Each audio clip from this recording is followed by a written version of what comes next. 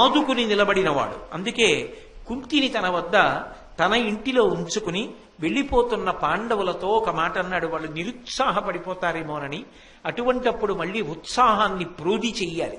చూడండి, ఒక్కొక్క పని చేసేటప్పుడు ఆ పని ఆశాంతము చెయ్యడానికి కావలసినంత శక్తి పుంజుకునేటటువంటి పదార్థాన్ని ప్రేమతో పెడతారు. అమ్మ ఏదో పరీక్షకు బయలుదేరుతారు పిల్లవాడు.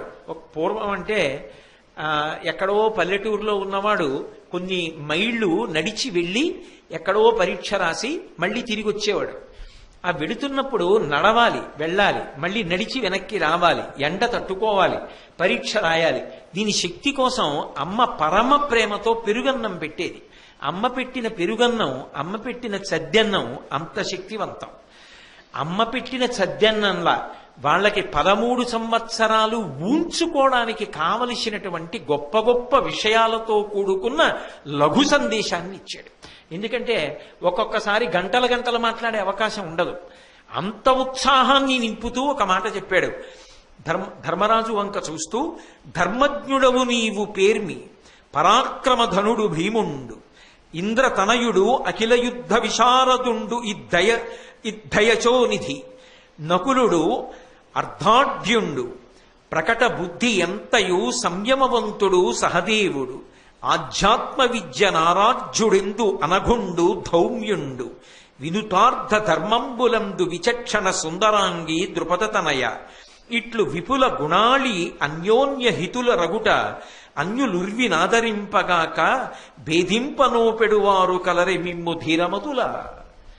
ధర్మరాజు వంక చూస్తూ అన్నాడు, ధర్మజ్ఞుడవు నీవు పేర్మి. ధర్మం తెలిసి ఉన్న వాళ్లలో అగ్రగణ్యుడివి ధర్మరాజా నువ్వు. పరాక్రమంలో భీముడు, ఇంద్రతనయుడు, అఖిల యుద్ధ విశారదుండిద్ధ యశోనిధి. ఈ అర్జునుడున్నాడే విలువిద్యలో సాటి లేనిటువంటి వాడు. నకులుడు అర్థాఢ్యుండు, న్యాయమైనటువంటి బుద్ధి కలిగిన వాడు, న్యాయం గురించి బాగా తెలుసున్నవాడు. ప్రకట బుద్ధినెంతయు సంయమవంతుడు సహదేవుడు, తిరివి కలిగినటువంటి వాడు, సంయమనాన్ని కలిగినటువంటి వాడు సహదేవుడు. ఆధ్యాత్మ విద్యలో అంటే ఆత్మ సంబంధమైన విద్యలో చాలా విశేషమైనటువంటి ప్రజ్ఞాశాలి పురోహితుడైనటువంటి ధౌమ్యుడు. భర్తలని ఎలా అనుభవించాలో తెలిసిన్నటువంటి ధర్మమునకు ఆలంబనమైనటువంటి తల్లి మహాపతివ్రత సుందరాంగి ఇదిగో ఈ ద్రౌపదీదేవి. అటువంటి మీ 5 ఎక్కడ ఉన్నారో అక్కడ సంతోషంగా ఉంటారు. మిమ్మల్ని ఎదిరించి బ్రతికి సుఖంగా ఉండగలిగిన వాడు ఉంటాడో అంటే ఇప్పటికి బాగున్నారేమో కానీ శాశ్వత సుఖములు వాళ్ళవి కావు, మీవే అవుతాయి సుమా. ధర్మము మిమ్మల్ని కాపాడుతుంది సుమా అని రామాయణంలో కౌసల్యాదేవి ఎలా రామచంద్రమూర్తిని పిలిచి ఆ ధర్మం గురించి చెప్తూ ధర్మానుష్ఠానం చెయ్యి, తప్పకుండా నువ్వు వృద్ధిలోకి వస్తావని చెప్తుందో, ఈ ధర్మాన్నే నువ్వు నమ్ముకో. ధృత్యాచ నియమేనచ సవై రాఘవశార్దూల ధర్మస్త్వామభిరక్షతు. ఈ ధర్మాన్ని నువ్వు నియమంతో పట్టుకో, అది నిన్ను కాపాడుతుంది అంటుంది. అలా ఇక్కడ కూడా మీ 5 కలిసి ఉండగా పృథివిలో మిమ్మల్ని ఎదిరించగలిగిన వాళ్ళెవరు, మీతో తలబడగలిగిన వాళ్ళెవరు, ఎప్పటికైనా విజయం మీదే అని ఆశీర్వచనం చేశాడు. వాళ్ళ 5 వెళ్ళిపోయిన తర్వాత ధృతరాష్ట్ర మహారాజు పిలిచి అడిగితే వాళ్ళు 5 ద్రౌపదీదేవి ధౌమ్యుడితో కలిసి వెళ్ళిపోయినటువంటి విధానాన్ని విదురుడు వర్ణించి చెప్పాడు ధృతరాష్ట్రుడికి. వదన సరోజంబు వస్త్రాంతమున కప్పికొని ఏగె ధర్మనందనుడు, మరియు భీమబాహులు 2 పెద్దలుగా చాచి ఘనసత్తుడం మరుత్తనయుడెరిగే, ఇసుము చల్లుచు సమరేంద్రపుత్రుడు ఓయే, భూరేణు లిప్త శరీరుడగుచు నకులుండు చనియే, మానక లజ్జ చేసి అధోవక్త్రుడై సహదేవుడెరిగే, వికృత కేశభరము వ్రేలంగ ద్రౌపది సనియే, రౌద్రయామ్య సామ గాన ముఖరితాస్యుడగుచు మ్రోల ధౌమ్యుడేగే, సకల జనులు శోక జలధితేలా. ఆ పాండవులు వెళ్ళిపోతుంటే హస్తినాపురంలో ఉన్నటువంటి సకల జనులు కూడా దుఃఖసాగరంలో తేలిపోయారు. వాళ్ళు ప్రజలలో అంత పేరు ప్రఖ్యాతులు సంపాదించుకున్న వాళ్ళయా, ఇంతమంది ప్రజలు ఏడుస్తున్నారంటే నిన్ను కట్టి కొడపదా. వాళ్ళు వెడుతున్నప్పుడు ధర్మరాజు గారు ముఖం మీద బట్ట వేసుకుని, ఎవరికీ కనపడకుండా ముఖం మీద బట్ట వేసుకుని వెళ్ళాడు. వదన సరోజము వస్త్రాంతమున కప్పికొని ఏగె ధర్మనందనుండు. అలా ఆయన ఎందుచేత వెళ్ళాడు అని అనుమానం వస్తుంది కదా ధృతరాష్ట్రుడికి. ఎందుకు అలా ముఖం మీద బట్టేసుకొని అంటే రాజ్యం అంతా పోయింది, నేను జూదమాడాను, భార్యని కూడా పణంగా పెట్టాను ఒకప్పుడు, మళ్ళీ ఆమె వరాల వల్ల విడుదల పొందాను, అంతేకాదు ఇప్పుడేమో మళ్ళీ ఓడిపోయాను, అరణ్యవాసం అజ్ఞాతవాసం వచ్చాయి, ఏమిటి జూదరి, ఏమిటి వ్యసనం అనుకుంటారేమో అని ముఖం మీద బట్ట కప్పుకోలేదు. ఆయన అంత బాధపడుతుండగా అధార్మికంగా మోసం చేసి ఇలా చేశారే అనుద్యూతానికి కూడా పిలిచి అని ఆయన కోపం కంటిలోంచి బయటకు వస్తూ ఉండగా ఆయన చూస్తూ వెడితే ఎదురుగుండా ఉన్నవన్నీ దగ్ధమైపోయి బూది కుప్పలుగా పడిపోతాయి. అలా పడిపోకుండా ఉండడానికి ముఖానికి వస్త్రం కప్పుకుని వెళ్ళాడు.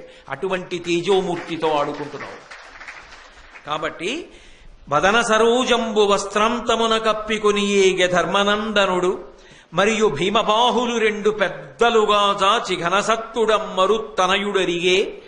ఆ భీమసేనుడు అరణ్యవాసానికి వెళ్ళిపోయేటప్పుడు రెండు చేతులు బాగా ఇలా చాపి వెళ్ళాడు.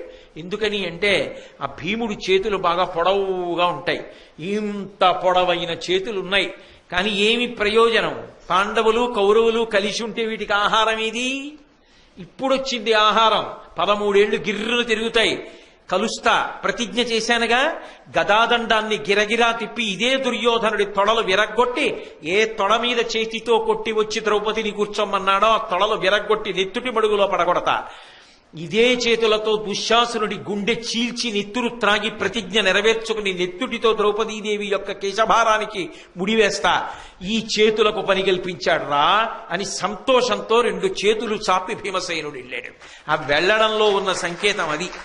అలాగే ఇసుము చల్లుచు అమరేంద్ర పుత్రుడు ఓయే, వెడుతున్నప్పుడు చేతిలో ఇసక పట్టుకుని చల్లుకుంటూ వెళ్ళాడు అర్జునుడు. ఎందుకు ఇసక చల్లుకుంటూ? ఎందుకు? ఏదో పిల్లలాడుకున్నట్టు కాదు. 13 ఏళ్ల తర్వాత తిరిగి రణభూమిలో కలుసుకుంటాం దుర్యోధన.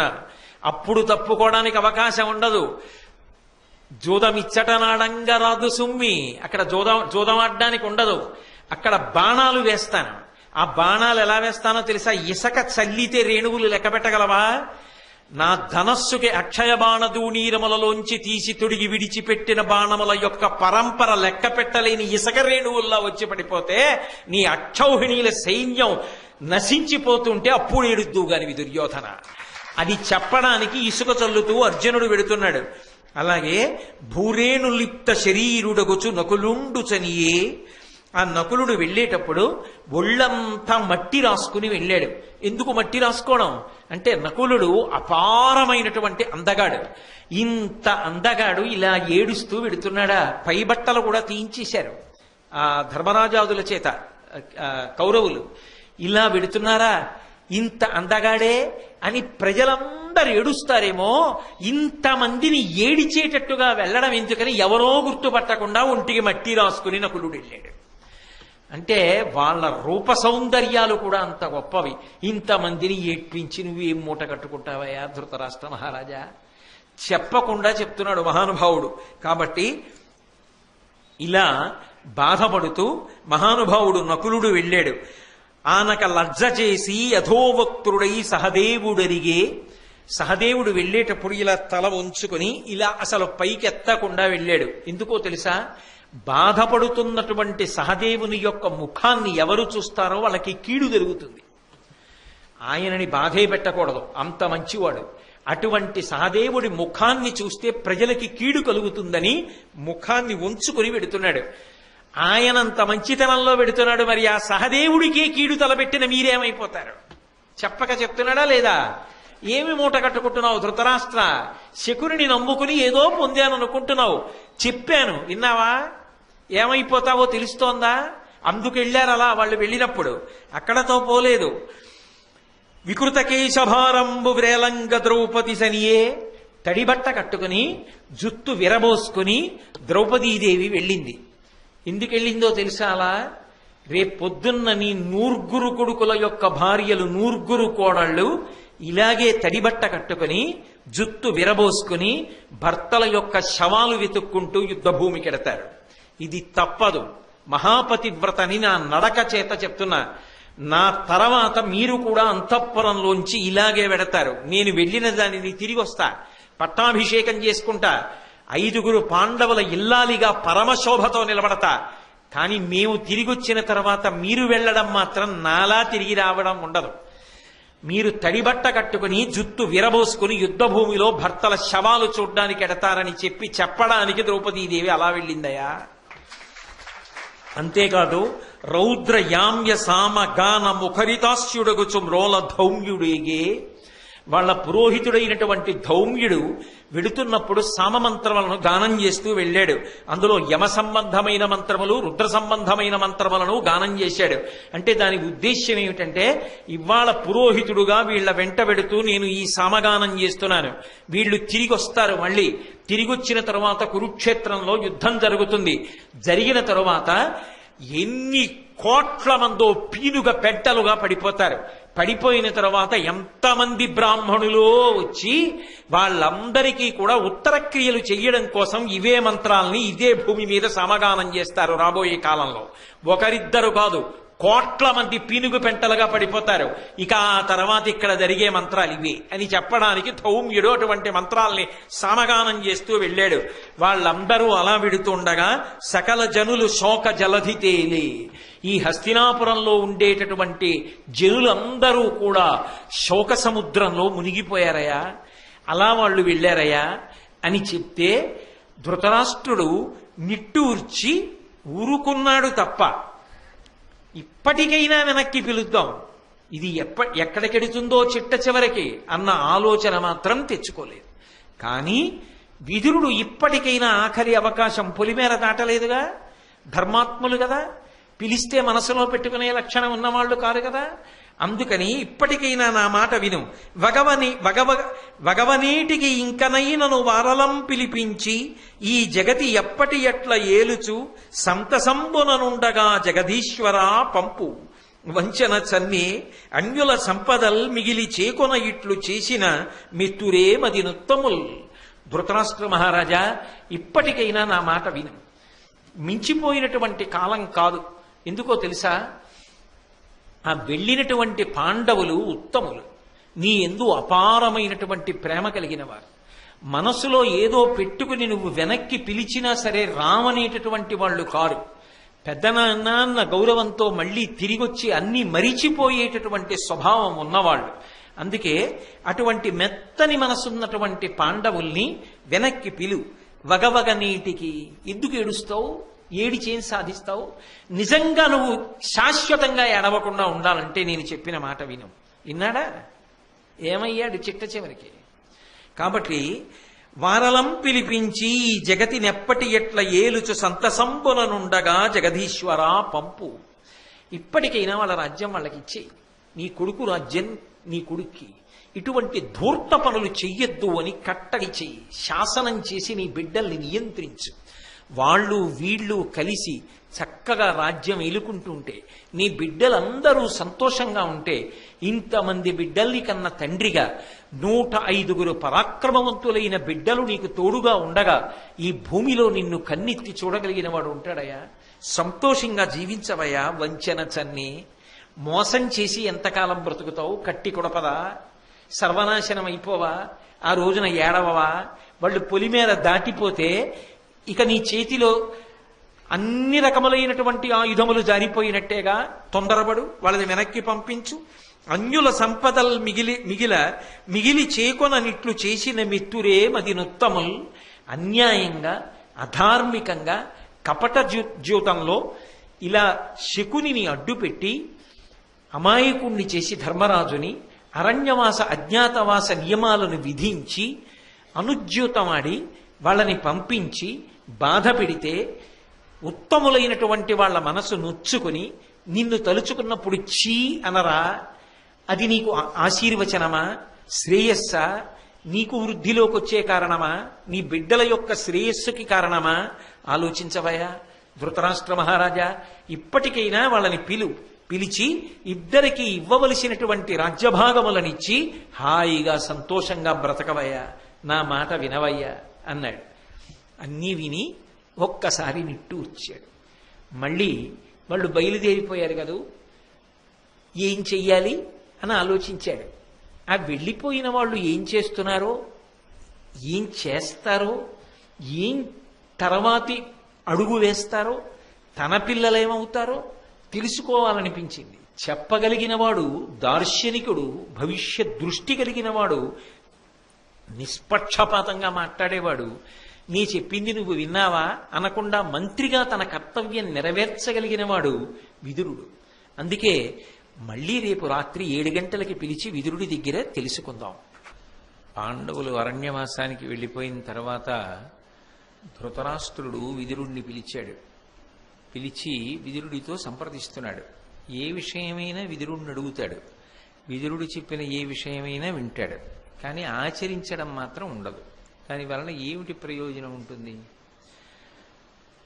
ఆ విదురుడితో అంటాడు, నువ్వు శుక్రాచార్యుల వారితో సమానమైనటువంటి ప్రజ్ఞాపాఠవములు కలిగినటువంటి వాడివి, ధర్మం ఎంతో తెలుసున్నవాడివి, విశేషించి కౌరవుల యందు పాండవుల యందు కూడా సమానమైనటువంటి ప్రేమ కలిగినటువంటి వాడివి. కాబట్టి నేను అడుగుతున్నాను, ఇప్పుడు అరణ్యవాసానికి వెళ్ళిపోయినటువంటి పాండవులు తర్వాత ఏం చేస్తారు అని అడిగాడు. అంటే ఒక ఊహ, ఏదో భయం.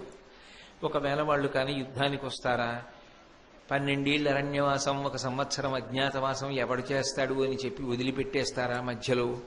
ఎక్కడో ఏదో మనసులో చిన్న పీకులాట. దాని నుంచి తప్పించుకోవడం కోసం, మనశ్శాంతి పొందడం కోసం విదురుణ్ణి అడిగాడు.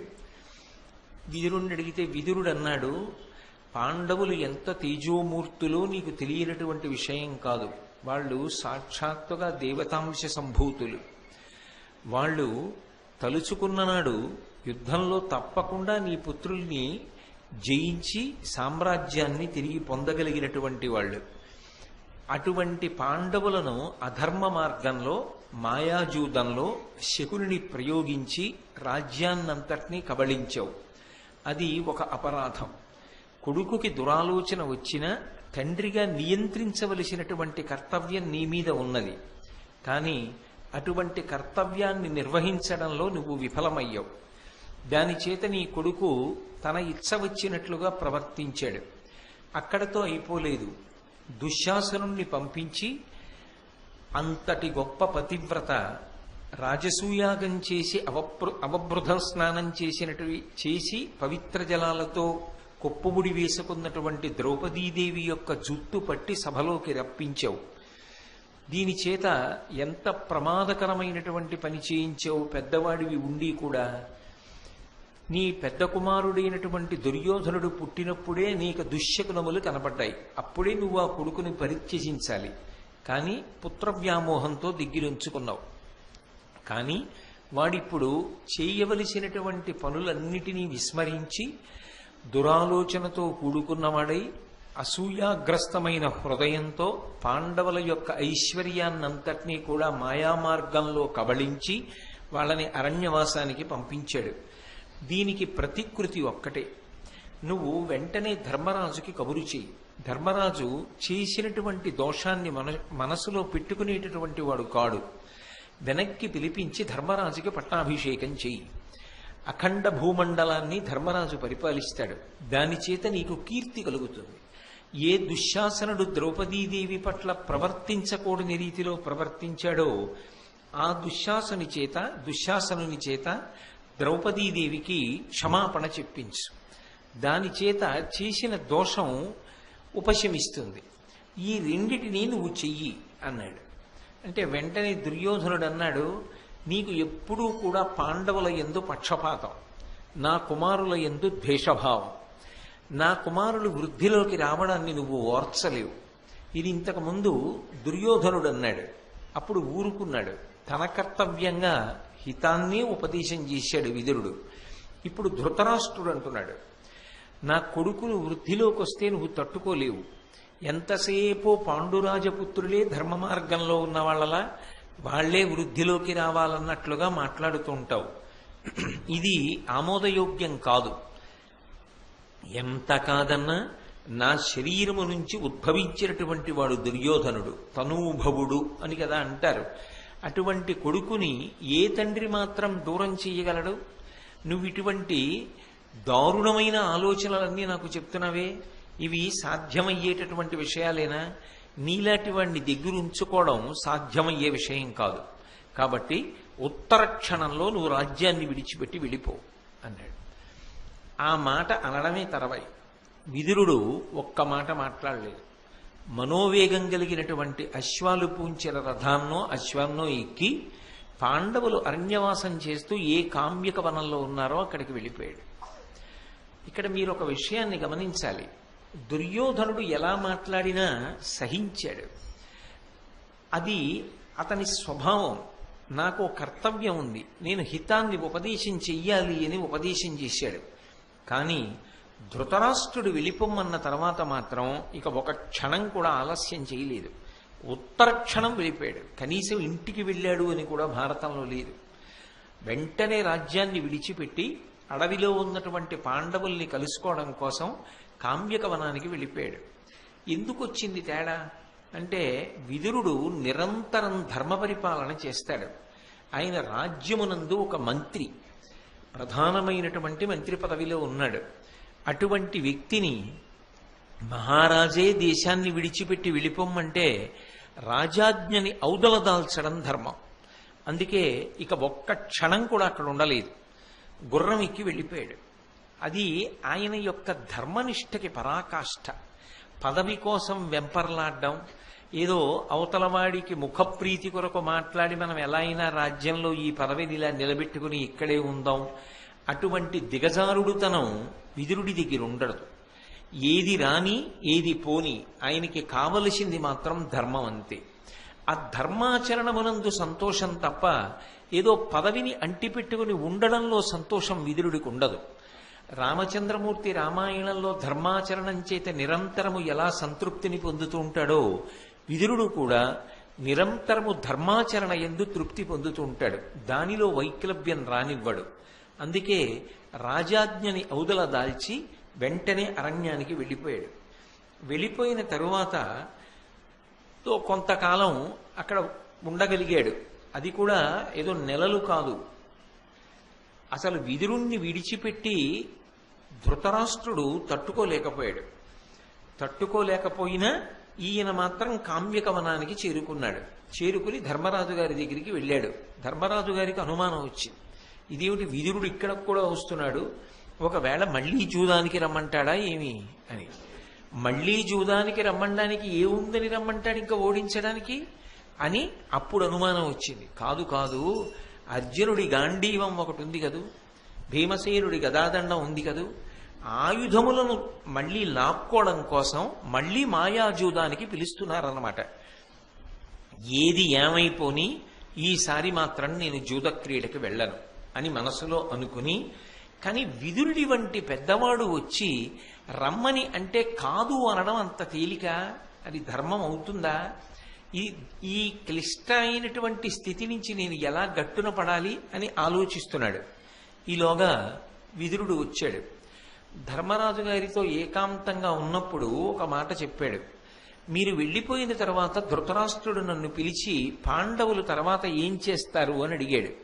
నేను చెయ్యవలసినటువంటి హితవాక్యాన్ని చెప్పాను. కానీ ధృతరాష్ట్రుడు వినలేదు.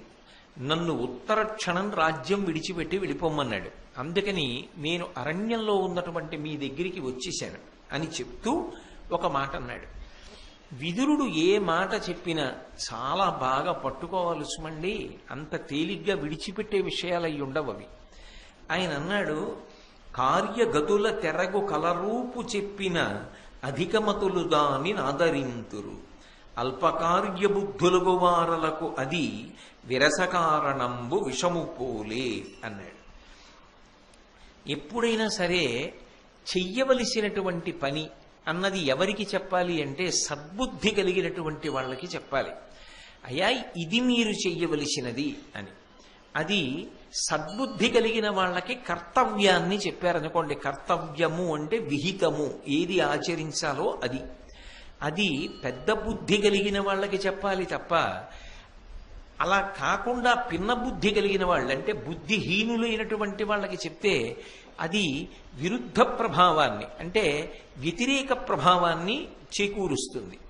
మీరు చూడండి, లోకంలో ఒక పెద్ద బుద్ధి కలిగినటువంటి వాడు ఏ కారణం చేతనైనా కర్తవ్యాన్ని నిర్వహించడంలో పొరపాటు పడ్డాడు అనుకోండి, ఆయన దగ్గరికి వెళ్ళా ఈ పని ఇలా కాదండి మీరు ఇలా చెయ్యాలనో, లేదా ఈ కార్యం చెయ్యకూడదు మీరు ఈ కార్యం చెయ్యాలనో, మీరు ఇలా జీవించాలనో చెప్పారనుకోండి, ఆయన జీవించగలిగితే తప్పకుండా జీవిస్తాడు, జీవించడానికే ప్రయత్నిస్తాడు కూడా. ఎందుకనంటే ఆ బుద్ధి గొప్ప బుద్ధి. అందుకే పెద్దవారు చెప్పిన మాట కాబట్టి దీన్నే నేను పాటిస్తాను అని దానికి అడ్డంగా వచ్చినటువంటి వ్యక్తిగతమైనటువంటి అభిప్రాయాల్ని సుఖదుఖాల్ని పక్కన పెట్టేస్తాడు. పెట్టి కర్తవ్యతానిష్టతో పెద్దలు చేసినటువంటి పని ఏదో అదే చేస్తాడు.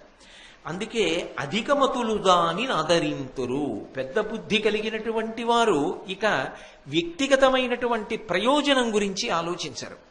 ఇది పెద్ద ఆయన చెప్పాడు నేను పాటించాలంతే అని అనుకుంటారు. అదే మాట వ్యతిరేక ప్రభావాన్ని ఇస్తుంది. ఎందుకు ఇస్తుంది అంటే అది మాట యందు దోషం కాదు, అది ఆయన చెప్పడంలో దోషం కాదు. దోషం ఎందుకు వచ్చేసింది, వ్యతిరేక ఫలితం ఎందుకు వచ్చేసింది అంటే అల్పకార్య బుద్ధులకు వారలకు అది విరస కారణంబు విషము పోలే. విషం రక్తంలోకి వెడితే ఎలా వ్యతిరేక ఫలితాన్ని ఇస్తుందో అలా ఏదైనా ఒక మంచి మాట చెప్పినప్పటికీ కూడా అది వాళ్ళకి విషతుల్యం అవుతుంది. విషతుల్యమై ఈయన మాకు చెప్పడం ఏమిటి, మేమేం చెయ్యాలో ఆయన చెప్పవలసిన వాడు, అంత అహంకారమా, ఆయనకి చెప్పగలిగినంత స్థాయి ఉందా అన్న ఆలోచన చెయ్యడంలో వాళ్ళు ఆ మాటని ఆదరించరు సరికదా, అది విరసమునకు కారణమవుతుంది. అంటే వారు యువతల వారి యందు శత్రుభావన పెంపొందించుకోవడానికి కారణమవుతుంది. యువతలవాడు చెప్పడంలో దోషం కాదు, అంటే విదురుడు తన ఒక్కడు చేసినటువంటి పనిగా కాదు చెప్తున్నది, ఇది లోకమునందు సహజమైనటువంటి విషయం. అది మాట యందు దోషం కాదు, యువతలవాడి యొక్క తప్పు కాదు, అది అవతల వారు ప్రాజ్ఞులైన వారు కాకపోవడం చేత అదే మంచి మాట దోషభూయిష్టం అయిపోతుంది అక్కడ. అందుకే మీరు చూడండి, ఇది మంచి మాటగా ధృతరాష్ట్రుడు స్వీకరించి ఉంటే భారతంలో మిగిలిన పర్వాలకు అసలు అవకాశం ఉందా? ఇక కురుక్షేత్ర సంగ్రామం ఉంటుందా? ఉండదు. కానీ ఆ మాటని తీసుకోవడంలో దుర్యోధనుడు సహృదయంతో తీసుకోగలిగాడా? ఆ మాటని ధృతరాష్ట్రుడు సహృదయంతో తీసుకోగలిగాడా? అది మాట యందు తప్ప, ఆయన చెప్పింది తప్పని మీరు కాని నేను కాని భీష్మద్రోణులు కాని ఎవరైనా కాని అనగలరా? తప్పు కాదు. వాళ్ళకి నిజానికి మనసులో తెలిసేది తప్పు కాదని, కానీ వాళ్ళకి కావలసింది ఏ త్రోవలోనైనా వృద్ధిలోకి రావడం అంతే తప్ప ఏది ధర్మం అన్నది ఆచరిద్దామన్న తాపత్రయం లేదు. అప్పుడు ఒక పెద్దరిక ఉన్నవాడు చెప్పినటువంటి మాట వాళ్ళ మనసుకి పొసగదు. ఇది దోషం. అందుకు నన్ను వెళ్ళిపోమ్మన్నాడు, అంతేకాని నేనేదో చెప్పకూడని మాట చెప్పానని కాదు. 2, మీ మీద ప్రేమతో మీకు రాజ్యం రావాలని మీ మీద పక్షపాతంతో నేను చెప్పలేదు. అంటే నేను ఎంత ధర్మమునకు మాత్రమే నిలబడ్డాను. నాకు మీ యందు పక్షపాతము కాదు, వారి యందు విరుద్ధ భావం కాదు. ధర్మం ఎక్కడున్నదో ధర్మాన్ని నేను మాట్లాడాను. ఈ మాట వారికి పొసగకపోవడం, నీ దగ్గరికి వచ్చి నేను చెప్పడం, నీ గురించి వాళ్ళకి చెప్తే వాళ్ళు అంగీకరించలేదయా, చూసావా నీ గురించి ఎంత మాట చెప్పానో, కాబట్టి నువ్వు నన్ను ఆదరించాలి అని ప్రాపకం కోసం చెప్తున్నాను అనుకుంటున్నావేమో. అటువంటి ప్రాపకాలకు ఆశపడేవాడిని కాదు, ధర్మం నాకు ప్రధానం. ఆ ధర్మం కోసం చెప్పాను. అక్కడ పొసగలేదు, వెళ్ళిపోమ్మన్నాడు, నేను వచ్చేశాను. ఎక్కడికి వచ్చాను? మీరు ధర్మాత్ములు, అందుకనే అరణ్యంలో మీ దగ్గరికి వచ్చేశాను. ఇక్కడ మీరు ఒక్కటి ఆలోచించండి, ధర్మరాజు గారు ఏదైనా పదవి ఇవ్వగలడా విదురుడికి? ఆయన వెతుక్కుంటూ వెళ్ళిపోవాలి అంటే, పదవి కోసం వెళ్ళాలి అనుకుంటే ధర్మరాజు దగ్గరికి వెళ్ళకూడదు. ఆయన ఇంకొకరి దగ్గరికి వెళ్ళాలి. ఆయనకి ఏం కావాలి? ధర్మం కావాలి. ఎవరు ధర్మాన్ని అనుష్ఠించేవాళ్ళు? ధర్మరాజాదులు. అందుకే వాళ్ళ దగ్గరికే వెళ్ళిపోయాడు అంతే, ఆ ప్రీతి కోసం. అంతేకాని ఆ చెప్పడం వెనక ఒక సంఘటనని ధార్మిక విశ్లేషణ చేస్తున్నాడు, అది అందుకోగలిగిన వాడికి చెప్తున్నాడు. అది అందుకోలేకపోయారనుకోండి పరిపరి విధముల అర్థం అవుతుంది. ఇది అసలు చెప్పడం ఎందుకు? అంటే వాళ్ళ దగ్గర మెహర్బానీ కోసం చెప్పాడు ఆ విదురుడు అన్న అనుమానం ఒకటి వస్తుంది. కానీ అసలు అటువంటి మెహర్బానీ కోరుకునేటటువంటి మనస్తత్వం, అటువంటి లేఖితనం విదురుడికి లేనేలేదు. అందుకే ఆ లేఖితనం ఉన్నవాడు అనుకోండి, అయ్యో మీ మనసు కష్టపెట్టానా, సరే జరిగిందేదో జరిగిపోయింది, పెద్దవాడివి అన్నగారివి, పోన్లే అక్కడతో విడిచిపెట్టేశాయి అన్నయ్య, నీ మనసు నొప్పించుంటే క్షమించు అని ధృతరాష్ట్రుడి దగ్గరే చెప్తాడు. కానీ ఆ మాట చెప్పలేదు, అలా క్షమాపణ అడగలేదు. ఎందుకు అడగలేదు అంటే ఏది ధర్మమని నమ్మాడో ఆ ధర్మమని నమ్మినప్పుడు, అది ధర్మమే అయినప్పుడు క్షమాపణ చెప్తే అది నీ వ్యక్తిగత విషయం కాదు, అక్కడ ధర్మం నశించిపోతుంది, ధర్మం తల వంచేసినట్టు. అందుకే అటువంటి చోట క్షమాపణ చెప్పవలసిన అవసరం లేదు ధర్మరాజు విదురుడికి. కాబట్టి ఇప్పుడు ఆయనకి కావలసింది ధర్మం అయినప్పుడు అది ఎక్కడుందో అక్కడికి వెళ్ళిపోవాలి, అక్కడికి వెళ్ళిపోయాడు అంతే. అది విదురుడి యొక్క శీల వైభవం. అంటే నువ్వు వెళ్ళిపో అనగానే ఆయన నేను ఎక్కడికి వెళ్ళాలి, ఈ పదవి పోతే ఎలా, నా ఇల్లు ఏమైపోతుంది, నా భార్య ఏమైపోతుంది, నా బిడ్డలు ఏమైపోతారు, ఇంత పదవిని విడిచిపెట్టి నేను ఎలా తిరగను, ఇవేవి ఆయన మనసులోకి రాలా. ఆయన మనసులో ఎప్పుడూ ఉండేది ఏదంటే ధర్మం ఒక్కటే, దాని చేత తృప్తిని పొందుతూ ఉంటాడు. విదురుని యొక్క శీల వైభవానికి పరాకాష్ఠ ఈ సంఘటన. సరే ధర్మరాజు గారి దగ్గరికి వెళ్ళాడు, ఈ మాట చెప్పి ధర్మరాజుతో ఇంకొక మాట కూడా చెప్పాడు. అది మీరు బాగా అర్థం చేసుకోవాలి. ధర్మరాజు మీద మాత్రమే పక్షపాతము కాదు, ఖచ్చితంగా ఆయనకి పక్షపాతం ఉంది. ఎందుకు పక్షపాతం ఉంది అంటే ధర్మాత్ములు కష్టపడుతున్నారని. కపట బుద్ధితో శకుని ఆడినటువంటి జూదమునందు సమస్త సామ్రాజ్యాన్ని భోగాల్ని పోగొట్టుకుని అరణ్యవాసం చేస్తున్నారని. అది మానవ రుణం తీర్చుకోవడం. ఎక్కడ మోసం జరిగిందో వాళ్ళ పట్ల పక్షపాతం ఉండడం, వాళ్ళని రక్షించాలని కోరుకోవడం సహృదయం. ఆ సహృదయం మనుష్య రుణాన్ని తీర్చుకోవడానికి మార్గం. కాబట్టి అది దోషం పట్టడానికి కారణం కాలేదు. అందుకే అదే ధర్మరాజు గారితో ఇంకొక మాట చెప్పాడు. ధర్మరహితులైన ధార్తరాష్ట్రులకు భూరాజ్యలక్ష్మి సుస్థిరంబు కాదు, ధర్మతనయ నిన్ను తద్రాజ్య సంపదల్ వలచి తమకు తామ వచ్చి పొందు. ఇవాళ వాళ్ళు రాజ్యాన్ని పొందారు, కానీ అది వాళ్ళ దగ్గర ఉండదు. ఎందుకు ఉండదో తెలుసా? భూరాజ్యలక్ష్మి. ఎంత పెద్ద మాట వేశాడో చూడండి. ఆవిడ రాజ్యలక్ష్మి. లక్ష్మి ఎక్కడ నివాసం చేస్తుంది అంటే ధర్మం ఎక్కడ ఉన్నదో అక్కడ లక్ష్మి నివాసం చేస్తుంది. లక్ష్మి అన్న మాటని మీరు కొంచెం జాగ్రత్తగా అర్థం చేసుకోవాలి. లక్ష్మి అంటే పెద్ద పెద్ద అంతఃపురాలే కావక్కర్లేదు. లక్ష్మి అంటే కోట్ల కోట్ల ఐశ్వర్యమే అక్కర్లేదు. లక్ష్మి అన్న మాటకు అర్థం పరమ సంతృప్తి. పరమ సంతృప్తిని మించిన లక్ష్మీ కటాక్షం లోకంలో ఎక్కడుంటుంది?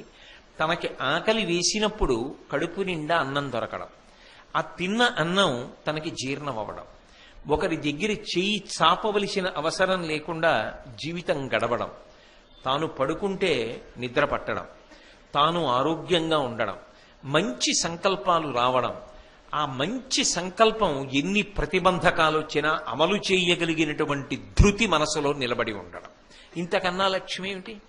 ఇంతకన్నా ఏం కావాలి? అవి ఎవరి ఎందున్నాయో వాడు లక్ష్మీవాన్, వాడు శ్రీమాన్. అందుకే సుందరకాండలో అన్ని మాటలు హనుమకు శ్రీమాన్ శ్రీమాన్ శ్రీమాన్ అని ప్రయోగిస్తారు వాల్మీకి మహర్షి. అది లక్ష్మి. ఎందుచేత అంటే వాడు ప్రతిబంధకములను అధిగమించి వెడుతూ అపారమైనటువంటి యశోవిరాజితుడు అవుతాడు. కానీ అధర్మ మార్గంలో ఎవడు సంపాదించాడో అక్కడ లక్ష్మి నిలవదు. ధర్మము లేని చోట విష్ణువు యొక్క అనుగ్రహం ఉండదు.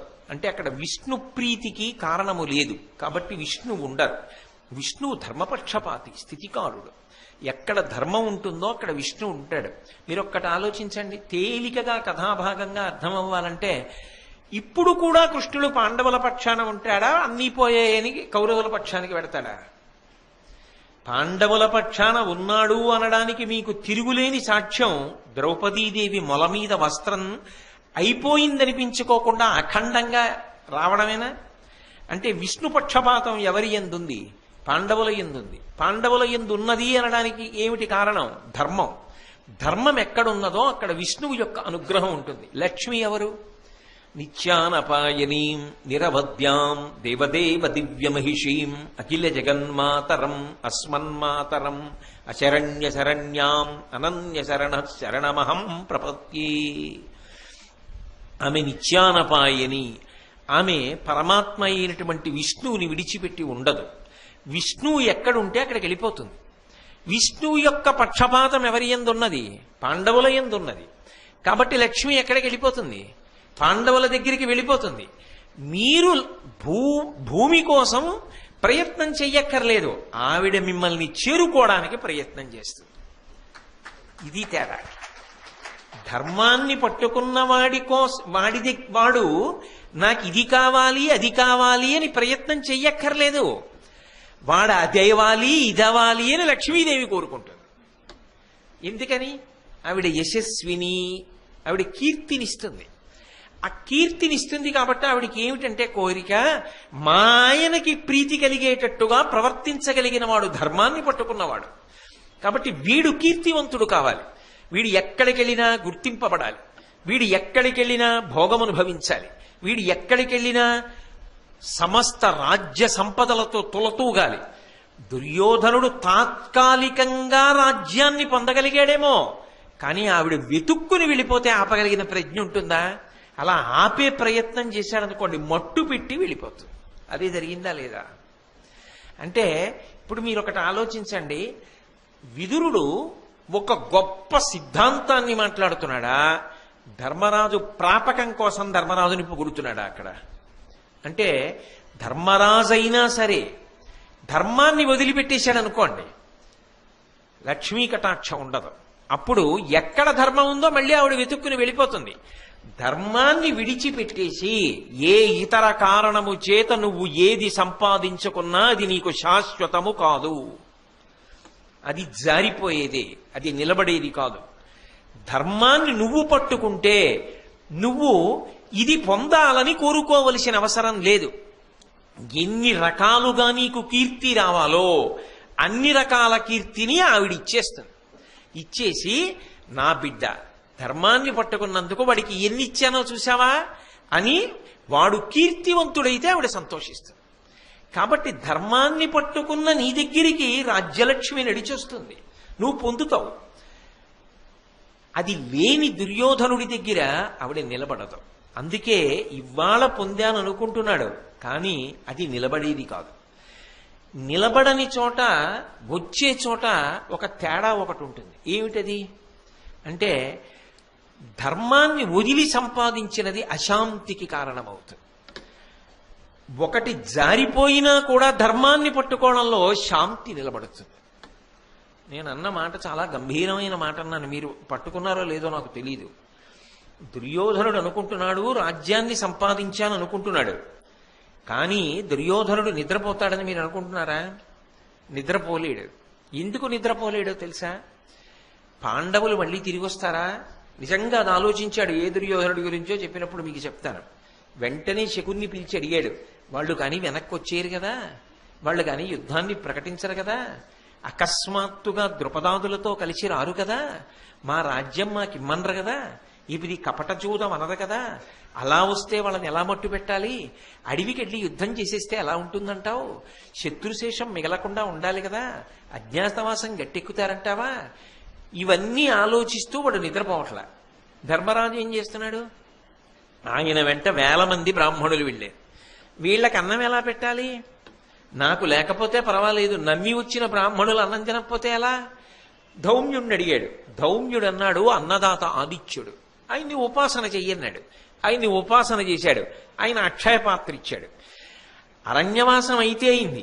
ఇన్ని 1000 మంది బ్రాహ్మణులు రోజు హోమాలు వేదాధ్యయనం అన్నీ చేస్తుంటే చక్కగా ద్రౌపదీదేవి అన్నం వండి పెడితే వీళ్ళందరికీ వడ్డనలు, వీళ్ళందరూ మంచి మాటలు, హోమాలు, పొగలు, యజ్ఞధూమాలు, యజ్ఞంలో హవిస్సులు, మంచి మాటలు. ఎలాగో రాజ్య పరిపాలనలో ఇంత ఖాళీ ఉండదు. హాయిగా వీళ్ళందరితో కలిసి తిరుగుతూ అన్నీ మరిచిపోయి పరమ ప్రశాంతంగా గడిపేస్తున్నాడు ధర్మరాజు. అన్నీ ఉన్నాయనుకున్నవాడు ఏం పొందుతున్నాడు అక్కడ? ఎన్నో సంపాదించాను, ఇన్నింటి మధ్య ఉన్నాననుకుంటున్నాడు. ఏమన్నా శాంతంగా ఉన్నాడా? ఏమీ లేకుండా చేశాననుకుంటున్నాడు. ధర్మరాజుకి ఏమైనా పోయిందా? శాంతము లేని సౌఖ్యమేది? ఆయన పరమ సంతోషంగా ఉన్నాడు, ఈయన పరమ విచారంగా ఉన్నాడు. ఎక్కడ ధర్మమున్నదో అక్కడ భౌతికమైన ఐశ్వర్యము ఒకనాడు లేనట్టు కనిపించవచ్చు, కానీ అక్కడ గొప్ప శాంతి ఉన్నది. మీరు అందుకే ఈ దేశంలో ఒక విచిత్రమైన లక్షణాన్ని మీరు గమనించుంటారు. అంతఃపురాల్లో ఉండేవాళ్ళు, పరమ ఐశ్వర్యవంతులై అయినటువంటి వాళ్ళు మనశ్శాంతి కావలసి వస్తే ఎక్కడికెడతారంటే అన్నీ వదిలిపెట్టేసిన వాడి దగ్గరికి ఎడతారు. సన్యాసాశ్రమంలో ఉన్నవాళ్ళు, పీఠాధిపత్యంలో ఉన్నవాళ్ళు ఉంటారే, వాళ్ళ దగ్గరికి వెళ్ళి రాజులు కూడా మనశ్శాంతి పొందుతుంటారు. అదేమిటి? అన్నీ ఉన్నవాడు ఈయనకి సంతోషం ఉండాలా, అన్నీ వదిలేసినవాడు ఆయనకి సంతోషం ఉండాలా అంటే, నిజానికి శాంతి ఎక్కడుంటుంది అంటే ఆయన ఎందు అన్నీ ఉన్నాయన ఆయన్ని పట్టుకున్న వాడి దగ్గర శాంతి ఉంటుంది. అందుకే నేను మీతో పరమసత్యం చెప్తున్నాను. మీరు కొన్ని ఇళ్లకి వెళ్ళండి, తలుపు తీసుకుని లోపలికి వెళ్ళగానే మీకు ఇంకొక 5 నిమిషాలు ఉండాలనిపిస్తుంది. కొన్ని ఇళ్ల ముందు కాపలా పెట్టాలి జనం రాకుండా. ఎందుకని అంటే ఆ ఇంట్లో ఆ వ్యక్తి బ్రతికున్నంత కాలమే ఆ వైభవం. ఆ వ్యక్తి దాటిపోయాడు అనుకోండి, ఆయన శరీరం ఒక్కటే వెళ్ళిపోయింది అనుకోండి, గడప దాటి, అంటే ఆయన కదలలేదు, ఆయన శరీరం వెళ్ళిపోయింది అనుకోండి, ఇక ఆ ఇంటి గడప తొక్కేవాళ్ళు ఉండరు, ఆ ఇంటికి వెళ్ళరు. ఎందుకంటే ఆ ఇంటి వైభవానికి అంతటికీ కారణం ఎవరంటే ధర్మానుష్ఠానం చేస్తున్న ఆ ఇంటిలోని ఉన్న వ్యక్తి. నేను అలా ఎందరిళ్ళో చూశా. ధర్మాన్ని పట్టుకుని బ్రతికిన వ్యక్తి ఇంటి గడప దాటి లోపలికి వెడితే మీకు తెలియకుండా ఏదో మనశ్శాంతి వస్తుంది. మీరు అక్కడికి వెళ్ళి కూర్చున్నారనుకో, ఒక శాంతి. ఆయన్ని చూశారనుకోండి, ఒక ప్రశాంతత. ఆయన మాట్లాడుతున్నాడు అనుకోండి, ఒక ప్రశాంతత. ఆయన్ని తలుచుకున్నా ప్రశాంతత. అది విచిత్రం. ఆయన్ని తలుచుకున్నారనుకోండి, మీకు ఒక ప్రశాంతత వస్తుంది. చంద్రశేఖరేంద్ర సరస్వతి స్వామి వారి బృందావనం దగ్గరికి ఇవాళ వెళ్ళి కూర్చున్నా శాంతిగా ఉంటుందా ఉండదా నాకు చెప్పండి. ఆయన తిరుగాడిన చోటుకెడితే మీకు ప్రశాంతంగా ఉంటుందా ఉండదా? ఆయన అనుగ్రహ భాషణం ఏదైనా వింటే ప్రశాంతంగా ఉంటుందా ఉండదా? ఆయన చిత్తరం వంక చూస్తే మీకు మనస్సు ప్రశాంతంగా ఉంటుందా ఉండదా? ఆయన్ని తలుచుకున్నంత మాత్రం చేత ప్రశాంతంగా ఉంటుందా ఉండదా? సన్యాసాశ్రమ ధర్మాన్ని అంత గట్టిగా పట్టుకున్న మహాస్వామి వారి యొక్క స్మరణ చేతనే అంత శాంతి కలిగితే, ధర్మానుష్ఠానం చేసేటటువంటి వ్యక్తి సశరీరుడై ఉండగా ఆయన ఆకర్షణ బలం అలా ఉంటుందంటే అందులో ఆశ్చర్యం ఉంది. అది లాగుతుందంతే, దాని శక్తి అటువంటిది. అది యశస్సు అన్న మాటకు అర్థం అది. అది కీర్తి. వెతుక్కుని వెతుక్కుని వెతుక్కుని వెతుక్కుని తిరుగుతారు. అది ఒక సామాన్యుడి కోసం, ఆ ధర్మానుష్ఠానమునందు బలిమి లేని వాడి కోసం తిరుగుతారా? తిరగరు. అది కీర్తి. ఆయనని వెతుక్కుంటూ అన్నీ వస్తాయి. అది ఆయన బ్రతికున్నంత కాలం ఉండేటటువంటి లక్షణం. అందుకే ధర్మమునకున్న గొప్పతనం ఏమి అంటే, ధర్మాన్ని పట్టుకున్నవాడు నాకు ఇది కావాలని వెతుక్కోక్కర్లేదు. ధర్మాన్ని పట్టుకున్నవాడి కోసం లక్ష్మి వెతుక్కుంటూ ఉంటుంది. అమ్మ కొడుకుని కోసం వెతుక్కున్నట్టు వెతుక్కుంటుంది. ధర్మరాజా, అందుకు నీకు రాజ్యం వస్తుంది అంటే ఇప్పుడు విదురుడు పొగుడుతున్నాడా, ఒక రకంగా ఒక హెచ్చరిక చేస్తున్నాడా? తొందరపడకు, రాజ్యం పోయిందని మనసులో కలత చెందడం ధర్మాన్ని వదలడానికి కారణం కావచ్చు. ధర్మాన్ని వదిలిపెట్టకు సుమా, ఈ ధర్మాన్ని ఇలాగే పట్టుకో, ఒకనాడు రాజ్య సంపద పొందుతావు. పొందడం కాదు, ఎంత యశో విరాజితుడవుతావో తెలుసా? ఇప్పుడు జరుగుతున్నది ద్వాపరయుగం, తర్వాత కలియుగం వస్తుంది. కలియుగంలో కూడా గట్టిగా 1000 కుటుంబాలు 1000 ఇళ్లు కూడా లేనటువంటి పల్లెటూళ్ళలో కూడా పిల్లాడు పుడితే ధర్మరాజు అని పేరు పెట్టుకుంటారు. కానీ ఆ ధర్మరాజు అన్న పేరు వదిలిపెట్టి దుర్యోధన అన్న పేరు ఎక్కడైనా పెట్టుకుంటారా? పెట్టుకోరు కదా. అంతటి యశో విరాజితుడవుతాం. దానికి ధర్మం ఆలంబనం. ధర్మాన్ని వదిలిపెట్టవద్దు సుమా. అంటే పరోక్షంగా మంచి మాటలు చెప్తున్నాడా, ఆయన దగ్గర ఉండడం కోసం ప్రాపకం సంపాదించుకుంటున్నాడా? అందుకే ధర్మాన్ని పట్టుకున్న వాడికండి ఒక తిరుగులేని ధైర్యం ఉంటుంది. ఏమిటా ధైర్యం అంటే నేను పట్టుకున్న ధర్మం నన్ను కాపాడదా? అది పెద్ద నమ్మకం. ఇది విదురుడు ధర్మరాజుతో చెప్పినటువంటి మాట. చెప్పి హాయిగా ధర్మరాజు గారి దగ్గర ఉన్నాడు. ఆ ఉన్నటువంటి బ్రాహ్మణులు, వాళ్ళు చేస్తున్న హోమాలు, వాళ్ళకి చేస్తున్న వడ్డనలు, వాళ్ళందరూ తిన్నాక మిగిలిపోయినటువంటి శేషాన్ని చక్కగా ప్రీతితో భక్తిగా ప్రసాదంగా స్వీకరించడం, ధర్మరాజు గారి యొక్క వైభవం, మంచి మాటలు, ఆయనకి ఏం కావాలి ఇంతకన్నా? సంతోషంగా గడిచిపోతారు. కానీ అవతల ధృతరాష్ట్రుడికి నిద్రపట్టలేదు. విదురుడు లేకపోతే ఉండలేడు. అందుకని సంజయుడిని పిలిచాడు. పిలిచి సంజయుడితో అన్నాడు, ఆ విదురుడు ఉన్నాడే ఆయన నా కంటి చూపు. ఎంత గొప్ప మాట అన్నాడో చూడండి. ఉందా అది? లేదుగా.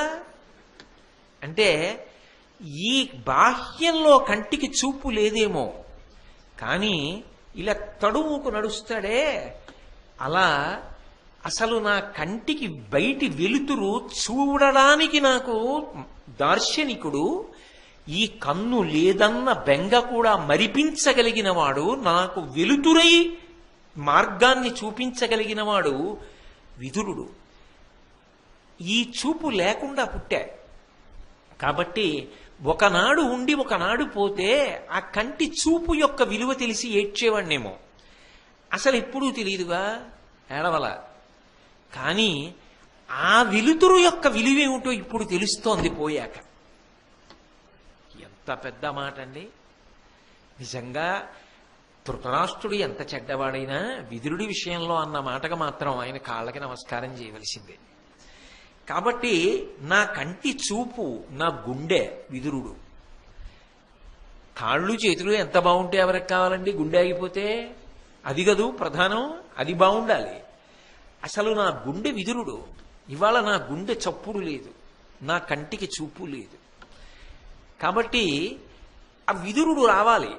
వస్తే కానీ నా గుండె కొట్టుకోదు, నా కంటికి చూపు రాదు.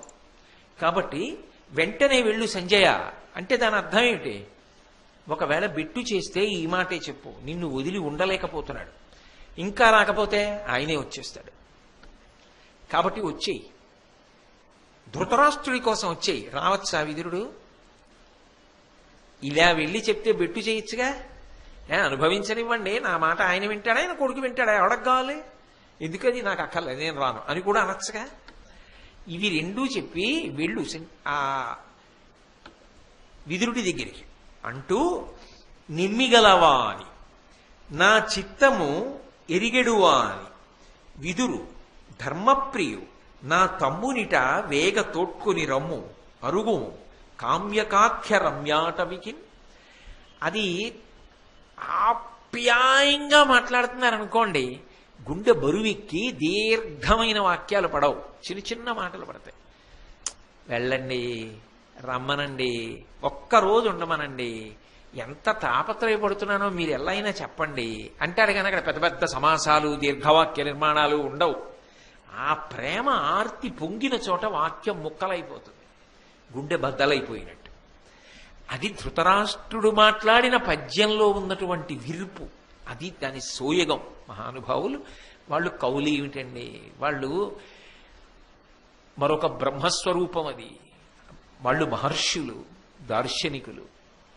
వాళ్ళకి పొగడట కాదు ఇవ్వవలసింది, రెండు చేతులు ఎత్తి నమస్కారం అంతే. కాబట్టి నిమిగలవా అని, ఆ ప్రేమ కలిగిన వాడు ఉన్నాడే, నా చిత్త మెరిగెడువా అని, నా మనసు తెలుసు. అందుకే ఇన్ని మంచి మాటలైనా చెప్తాడు, నేను విననని తెలుసు, నా పుత్రవ్యామోహం తెలుసు. అయినా అన్నయ్య అని, రాజని అంత గౌరవించి మాట్లాడతాడే, ఆ విదురుడు దూరం అయితే బ్రతకగలనా? విదురు ధర్మప్రియు, ధర్మం అంటే ఎంత ప్రేమో. ఏది ఏమైపోయినా ధర్మమే. అందుకు అది వెళ్ళిపోయాడు, రాజాజ్ఞ అని వెళ్ళిపోయాడు. ఇంకెవడైనా వెళ్ళమంటే వెడతాడా ఈ రాజ్యంలో? దుర్యోధనుడు నోరు మొయ్యి బుద్ధి లేనివాడా అన్నాడు, అయినా మాట్లాడాడు. నా ముఖం చూసి నేను ఊరుకున్నా మాట్లాడాడు, నిందపడ్డాడు. నేను వెళ్ళిపోమ్మంటే వెళ్ళిపోయాడు. రాజాజ్ఞ కాదనడు. ఏమి ధర్మం మహానుభావుడికి! అంత ఓర్పున్నవాడు వెళ్ళిపోయాడు. ఎంత పవిత్ర హృదయం! ఇప్పుడు అంటున్నాడు ఆ మాటలు. కొన్ని కొన్ని ఎదురుగుండా ఉన్నప్పుడు తెలియదు, కాస్త పక్కకి వెళ్ళాక వాటి విలువ తెలుస్తూ ఉంటుంది. లోకంలో ఇలాంటి సంఘటనలు చాలా జరుగుతూ ఉంటాయి. కాబట్టి విదురు ధర్మప్రియు, నా మా తమ్ముడు, ఇప్పుడు మంత్రి కాదు మా తమ్ముడు, కాబట్టి నా తమ్ముడు, మా కూడా కాదు నా తమ్ముడు, వెళ్ళి వేగ తోడ్కొని రమ్ము, ఆలస్యం వీల్లేదు, తొందరగా తీసుకురా, అరుగము వెళ్ళు, కామ్యకాఖ్య రమ్యాటవికిన్, మధ్యాహ్నం పెడతా భోంచేసెడతా కుదరవు, వెంటనే బయలుదేరు. వెంటనే సంజయుడు గబగబా కామ్యక వనానికి వెళ్ళాడు. వెళ్ళి ధర్మరాజు గారి పక్కనున్న విదురుణ్ణి దర్శనం చేశాడు. చేసి ఏ మాటలు ధృతరాష్ట్రుడు చెప్పాడో ఆ మాటలే విదురుడితో చెప్పాడు. విదురుడు ధర్మరాజు వంక చూశాడు. ఏం చేయమంటావు అని. అంటే ఒకరి దగ్గరికి వచ్చాడు, వాళ్ళెంతో ప్రేమగా చూస్తున్నారు, అక్కడేమీ మనసుకి చింత లేదు. ఇప్పుడు ఆయన రమ్మన్నాడు, ఏ కారణానికి వెళ్ళాలి? తను చెప్పాడు అనుకోండి, గొప్ప ఏముందండి. ఇప్పుడు తాతగారు మహావిద్వాంసుడు, తాతగారు చెప్పగలడు ఆ పద్యానికి అర్థం. కానీ అక్కడ వరకు చదివి ఈ పద్యం ఇలా ఎందుకు పడిందంటావు అని మనవడి వంక చూశాడు అనుకోండి, మనవడు చెప్పాడు అనుకోండి, తాతగారికి సంతోషం, వీడు పట్టుకున్నాడు రా ధర్మం కాదు. తను చెప్పలేడా ఎందుకు వెళ్ళాలో? చెప్పగలడు, కానీ తను చెప్పడు. ధర్మరాజు వంక చూశాడు, వెళ్ళాలంటావా అన్నట్టుగా. ఎందుకంటే ఆయన దగ్గరికి వెళ్ళడం, బుద్ధిహీనుడు ఎలా మాట్లాడాడు నిన్న, ఎందుకు మీరు ఎడతారు? మీరు వెళ్ళకండి, అక్కడ మీ మాట వినేవాళ్ళు ఎవరు, ఇక్కడ ఉండండి, కాలక్షేపం చేయండి హాయిగా అంటే ధర్మరాజు ఎందుకు అవుతాడండి అసలు? ఇంకేమి ధర్మం? అది ధర్మం అంటేనండి నోటితో చెప్పడం కాదు, ఆ పట్టుకోవడంలో ఆ బలిమి, ఆ ప్రేమ, ఆ ప్రీతి ఉన్నవాడు ఆచరించగలడు. లోపల నుంచి తన్నుకొస్తుంది ధర్మమునందు అనురక్తి. అప్పుడు ఎవరనగలరు ఈ మాటలు? ధర్మరాజు అన్నాడు, సర్వజనులకు ధృతరాష్ట్ర శాసనంబు చేయుచున్నచో మనకు విశేష భక్తి చేయవలయు, కావున ఎడసేయ కరుగుమనిన విదురుండు గజపురి కరిగేనంత. ధర్మరాజు అన్నాడు, ధృతరాష్ట్రుడు మహారాజు కదా, ధృతరాష్ట్రుడు చెప్పినటువంటి శాసనాన్ని సమస్తమైనటువంటి జనులు పాటించాలి కదా. ఒక మహారాజు చెప్పినటువంటి శాసనాన్ని ఆయన కొడుకులే తిరస్కరిస్తే, ఆయన తమ్ముడే తిరస్కరిస్తే లోకంలో ఉన్న జనం పాటిస్తారా? అప్పుడు రాచ పదవి యందు అగౌరవ ప్రకటనం చేసినట్టు కాదా? అది ధర్మం అవుతుందా? కాబట్టి ఒక శాసనాన్ని జనులు పాటించకపోతే రాజశాసనాన్ని ఎందుకు పాటించవు అని అడగాలి. ఇవాళ నేను రాజుని కాను, రేపు రాజునైతే నా శాసనాన్ని అలా ఎవరైనా పాటించకపోతే నేను ఎలా బాధపడతానో, అలా ఇవాళ ధృతరాష్ట్ర శాసనం అమలు కాకపోతే ఆయనకి బాధ కాదా? అది రాజు బాధ. రాజు వెళ్ళమన్నాడు వెళ్ళిపోయావు, రమ్మన్నాడు వెళ్ళిపోవాలి మళ్ళీ. అందున సామాన్యులే అలా చేస్తే తమ్ముడివి, ప్రధానమంత్రివి, యువతలు నేను కొడుకుని మనం కలిసి వద్దంటామా? అలా అనొచ్చా? ధర్మం వెళ్ళడం కదూ, విశేషంగా పాటించవలసిన ధర్మం మన మీద కదూ ఉంది. అందుకని అసలు చర్చ ఎందుకు? తప్పకుండా బయలుదేరండి, వెళ్ళిరండి. ఇది విదురుడు పరవశించడానికి కారణం. ఏమి ధర్మం రా నిజంగా ధర్మరాజా? అందుకు కాదు, చిట్ట చివర తన తేజస్సు ధర్మరాజులోకి వెళ్ళిపోయింది. మహానుభావులు అటువంటి వాళ్ళిద్దరు మాట్లాడుకుంటే గంటల గంటల మాటలు ఎందుకండి? పుల్లు ఒక్క పద్యం చాలు. వాళ్ళు మాట్లాడుకుంటే అలా ఉంటుంది. వాళ్ళిద్దరూ ఇద్దరే అగ్నిశిఖలు, అందుకే అంత గొప్పగా మాట్లాడుకున్నారు. మాట్లాడుకుంటే విదురుడు ఇక దాని మీద చర్చ లేదు, గొప్ప ధర్మం చెప్పాడు అంతే, తిరిగి వెళ్ళిపోయాడు. వెళ్ళిపోమ్మన్నప్పుడో ధర్మం, రమ్మన్నప్పుడో ధర్మం ఉంటాయా? ఉండవు. వెళ్ళిపోమ్మన్నప్పుడు ఆయన మీద గౌరవం అని వెళ్ళిపోవడం నిజమైతే, ఆయన రమ్మన్నప్పుడు తిరిగి వెళ్ళిపోవడానికి కూడా అదే గౌరవం కారణం అవ్వాలి. అంతేగాని వెళ్ళిపోమ్మన్నప్పుడు వెళ్ళడానికి ధర్మం అయ్యి, రమ్మన్నప్పుడు వెళ్ళడానికి అహమడ్డు వస్తే ధర్మం ఎలా అయింది? అహమైంది, అహంకారం అయింది కదా. ఎంత గొప్పగా అసలు ఇలా కబురు వచ్చేటప్పటికి అంత దూరం లెక్కలు కడతారు ధర్మం గురించి. మన సంతోషమా, మన అహంకారమా, ధర్మాచరణమా? ధర్మాచరణమే. ఎంత వేగంగా వచ్చాడో అంత వేగంగా వెళ్ళిపోయాడు. అయితే ధృతరాష్ట్రుడు విదురుడు వచ్చాడు అన్నారు, గబగబా లేచి నించున్నాడు. గట్టిగా కౌగిలించుకున్నాడు. కౌగిలించుకుని అన్నాడు, చాలా తెలివిగా మాట్లాడతాడు సుమండి ధృతరాష్ట్రుడు, విదురుడా నీ యందు క్షమాగుణం చాలా గొప్పదయా అన్నాడు. అంటే ఏమిటి దాని అర్థం? నా కొడుకు అలాగే ఉంటాడు, నేను ఇలాగే ఉంటాను, ఇక్కడ పరిస్థితులు ఇలాగే ఉంటాయి, అయినా క్షమించగలవయ్యోయ్ అంటే ముందర కాళ్ళకి బంధం. ఏం మార్పు వస్తుందని అనుకోకు సుమా, పిలిచానని పాండవుల్ని పిలుస్తాను రాజ్యం ఇస్తానని అనుకోకు. నేను ఇలాగే ఉంటాను, నువ్వు అలాగే ఉండాలి, మంచి చెప్తూనే ఉండాలి, వింటూ ఉంటాను, ఏది పాటించాను, కానీ ఓర్చగలగడం నీ గొప్పతనం. కాబట్టి అలాగే ఉండి సుమా, మనసులో ఇంకో భావన పెట్టుకోకు, లేదా షరతులు పెట్టకు. రమ్మన్నా వచ్చాను, కానీ ఈసారి ఇలా ఉంటేనే ఉంటాను అనకు సుమా. అమ్మో, ఆయనంత తెలివిగా మాట్లాడతాడు, ఆయనది లౌక్యం, వీళ్ళది ధర్మం. కాబట్టి ఆలింగనం చేసుకుని చాలా క్షమాగుణం, గొప్ప సౌశీల్యం, ఎంత ధార్మికమైన నడవడి కలిగిన వాడివి. ఒక్క మాట చెప్పనా విదురా, నాకు బుద్ధి లేదు, క్షమించు అంతే. ఎవరిని అడుగుతున్నాడు? రాజు మంత్రిని, అన్న తమ్ముణ్ణి. నాకు బుద్ధి లేదు అంటే నిర్ణయాత్మక శక్తి లేదు, పుత్రవ్యామోహంలో చెయ్యవలసిన నిర్ణయం చెయ్యలేను, కానీ నువ్వంటే మాత్రం నాకు ప్రీతి లేకపోవడం అన్నమాట లేదు, అందుకే నువ్వు లేకపోతే నేను ఉండలేకపోయాను, అందుకు నువ్వు రావాలి, ఇక్కడే ఉండాలి, ఎలా ఉన్నావో అలాగే ఉండాలి, నన్ను క్షమించు, చాలా పెద్ద తప్పు చేశాను, నీ విలువేమిటో తెలిసి కూడా చటుక్కున పో ఇక్కడి నుంచి అన్నాను. ఆ మాట అన్నానే, అది మాత్రం ప్రభువుగానైనా సరే నీ పట్ల అనకూడని మాట, కాబట్టి నన్ను క్షమించు. అక్కడ మాత్రం చాలా పెద్ద బుద్ధితోటే ప్రవర్తించాడు అని ఈ మాట చెప్పిన తర్వాత విదురుడు, ఎప్పటిలాగే ఉండు, అలాగే నాకు ధర్మం చెప్తూ ఉండు, నీ సౌశీల్యం అటువంటిది అని కదా అన్నాడు. కాబట్టి వెంటనే విదురుడు మళ్ళీ మొదలుపెట్టి అన్నాడు, నీవు నీ సుతుండు నిరిదప్పి పలికిన పద్యమైన పలుక పలుకవలయు వీరులైన పాండవేయులతో నిగ్రహంబు చేయుటిది నయంబు కాదు. నువ్వు నీ కొడుకు నేను చెప్తుంటే మంచి మాటల్ని అర్థం చేసుకోలేకపోతున్నారు. పాండవులతో వైరం పెట్టుకోవడం ఏ విధంగా చూసినా కూడా క్షేమకరమైన విధానం కాదు, అందుకే మీకు అన్ని రకాలుగా హితబోధ చేశాను, దాన్ని నువ్వు అర్థం చేసుకోలేకపోయావు అంతే.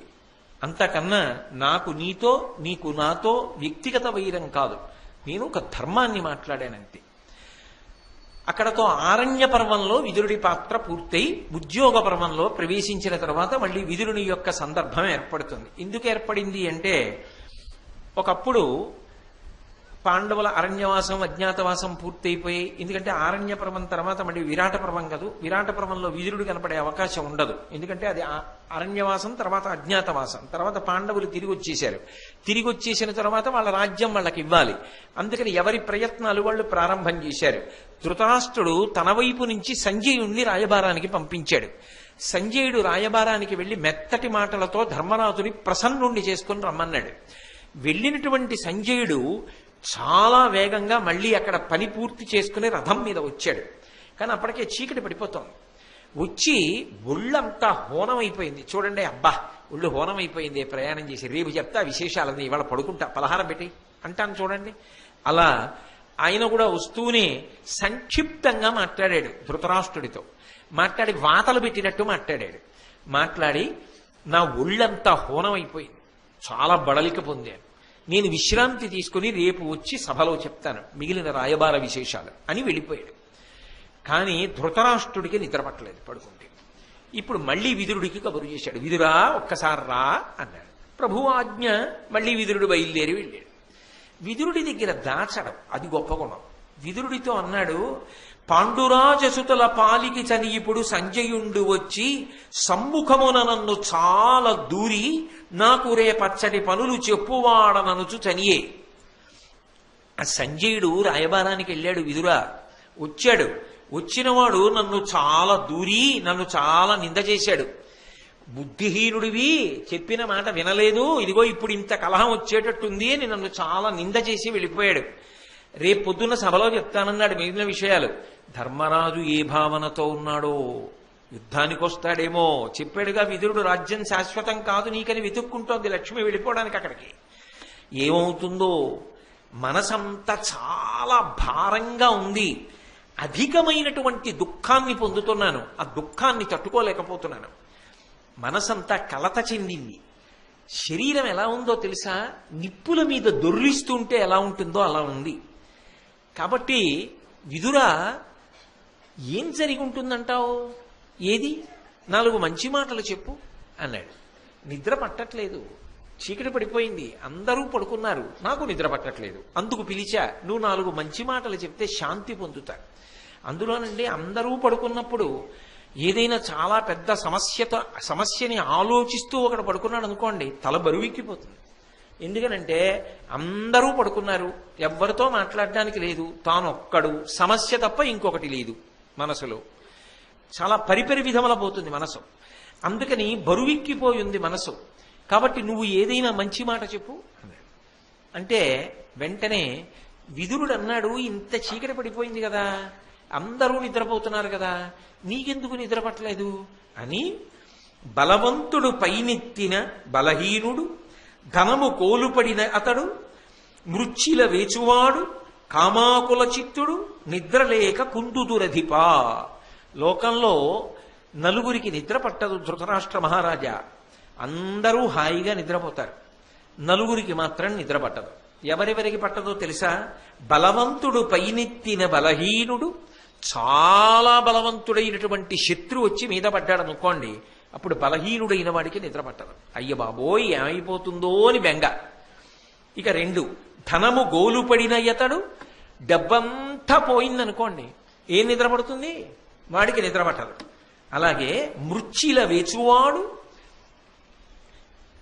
ఎక్కడ ఎవరింట్లో ఏమెత్తుకొద్దామా అని దొంగతనం చేయడం కోసం ప్రణాళికలు రచన చేసిన వాడు రాత్రిపూట నిద్రపోడు. ఎలా దొంగతనం చెయ్యాలని అందరూ పడుకున్నారా, ఎక్కడా చప్పుడవుతోందా, ఏ కుక్కన్నా తిరుగుతోందా, వీళ్ళెవరో ఎక్కడికో వెళ్ళారు, వాళ్ళు తిరిగి వస్తారా పెళ్లి నుంచి, ఇవాళ రాత్రి వస్తారా, చటుక్కుని నేను మారుతాళం పెట్టి దిగానే, ఇలాంటి దిక్కుమాలిన ఆలోచనలన్నీ దొంగతనం చేయాలనుకున్న వాడికి ఉంటాయి. అందుకని వాడు రాత్రి నిద్రపోడు. 4వ వాడు కామాకుల చిత్తుడు. ధర్మబద్ధమైన కామంతో సమస్య లేదు, రాత్రి భోగములకు అది అంగీకారయోగ్యమైన కాలము, అంటే ఒక ధర్మ సూక్ష్మం అని చెప్పడానికి చెప్తున్నాను. కానీ అన్యకాంతల యందు మనస్సున్నటువంటి వాడు ఎవరుంటాడో వాడికి నిద్ర పట్టదు. కాబట్టి కామాకుల చిత్తుడు, నిద్రలేక కుందుదురధిప, అటువంటి వాళ్ళకి 4 నిద్ర పట్టదు. నీకెందుకు పట్టలేదు అంటే దాని అర్థం ఏమిటి? ఈ 4 నువ్వెవరో చెప్తాను మంచి మాటలు. దానికి తగింది కదా చెప్పాలి, రోగం ఏమిటో తెలిస్తే కదా వైద్యం. ఈ 4 దేనిలోకి వస్తావు అని ఎంతైనా సిగ్గుపడతాడు కదా అని 5వదొకటాన్ని సృష్టించాడు విదురుడు. సృష్టించి 5వదొకటి చెప్పాడు. చెప్పన్నాడు, ఈ కొరగాముల లోపలనొక్కటి నీ చిత్తవృత్తి నుందెనో, ఎరుసెమ్మెక్కటి కుడువ తలంచితివో, నిక్కముగతమేమి చెప్పుమా నిద్ర చెడుటకున్. నువ్వు ఒక్కడివే, వేరొకరు కూడా అనుభవించవలసినటువంటి ధనాన్ని ఐశ్వర్యాన్ని అనుభవించేద్దాం వాళ్ళకి దక్కకుండా అని ఏమైనా ఆలోచన చేస్తున్నావా? ఆ కారణానికి కూడా నిద్రపట్టదు. ఒకవేళ పైనాలు కానీ ఈ 1 కానీ 5 దేనికైనా నీ మనసులో బాధ ఉంటే చెప్పు, నీకు అందుకు నిద్ర పట్టట్లేదు, దాన్ని బట్టి చెప్తాను అంటే. ఎంత కాదన్నా ధృతరాష్ట్ర మహారాజు తెలియదండి ఎందుకు ఆయనకి నిద్ర పట్టట్లేదో తెలియని అమ్మాయి కూడా ఆయనకి తెలుసు. కాబట్టి ఆయన అన్నాడు, నేను ఎందుకు బెంగ పెట్టుకున్నానంటే విదురా, ధర్మరాజు ఏమంటాడంటావు అంటే ఏమిటి, ధర్మరాజుకి దక్కకుండా తన కొడుక్కి కట్టపెట్టేద్దాం అనుకున్నాను. 5వ కారణం నువ్వు చెప్పింది సత్యమే, కానీ వాళ్ళు అజ్ఞాతవాసం పూర్తి చేస్తారు అనుకోలేదు, పూర్తి చేశారు, ఇప్పుడు తిరిగి వచ్చారు, ఊరుకుంటారా? తమ రాజ్యం తమకిమ్మనరా? సంజయుడితో పంపించాను, సగం చెప్పి తిట్టి వెళ్ళిపోయాడు, పూర్తిగా చెప్పలేదు, రేపు చెప్తానన్నాడు. ఏమంటాడో, యుద్ధానికి కానీ వస్తాడంటాడంటావా? ఇప్పటికీ కోరికేమిటి, దుర్యోధనుడు ఒక్కడే అనుభవించాలి. ఇన్నాళ్ళు కష్టాలు పడ్డారు, మళ్ళీ వీళ్ళకి రాజ్యం దక్కకుండా ఎలా పోవాలి? అందుకు నిద్ర పట్టట్లేదు. అందుకని ధర్మరాజు మనసు ఏమై ఉంటుందంటావు అంటే, తనకున్న దుర్బుద్ధి ధర్మరాజు కూడా ఏమైనా చేసేస్తాడా అని ఆలోచన. వెంటనే విదురుడు అన్నాడు, అనవుడు నిట్లను విదురుడక్కట ధర్మసుతుండు బాంధవుండును, చెలికాడును తగు భటుండును, ప్రగ్గడయున్ గురుండు కాడే నృపవరేణ్య నీకు ప్రకటీకృత సత్వుడు శాంతమూర్తి సద్వినయ వివేక శీలముల విశ్రుడు ఆతడు కిడు పల్కుని. ఏమయ్యా, ధర్మరాజు అనేటటువంటి వ్యక్తి ఎటువంటి వాడు నీకు తెలియదా? ఆ ధర్మరాజు నీ మనసు ఖేదపడేటట్టుగా మాట్లాడతాడని ఎందుకు అనుకుంటున్నావు? అసలు ధర్మరాజు ఎటువంటి వాడు? ఆయన ధర్మసుతుండు, సాక్షాత్తుగా ధర్మదేవత యొక్క కుమారుడు, పైగా బాంధవుండు.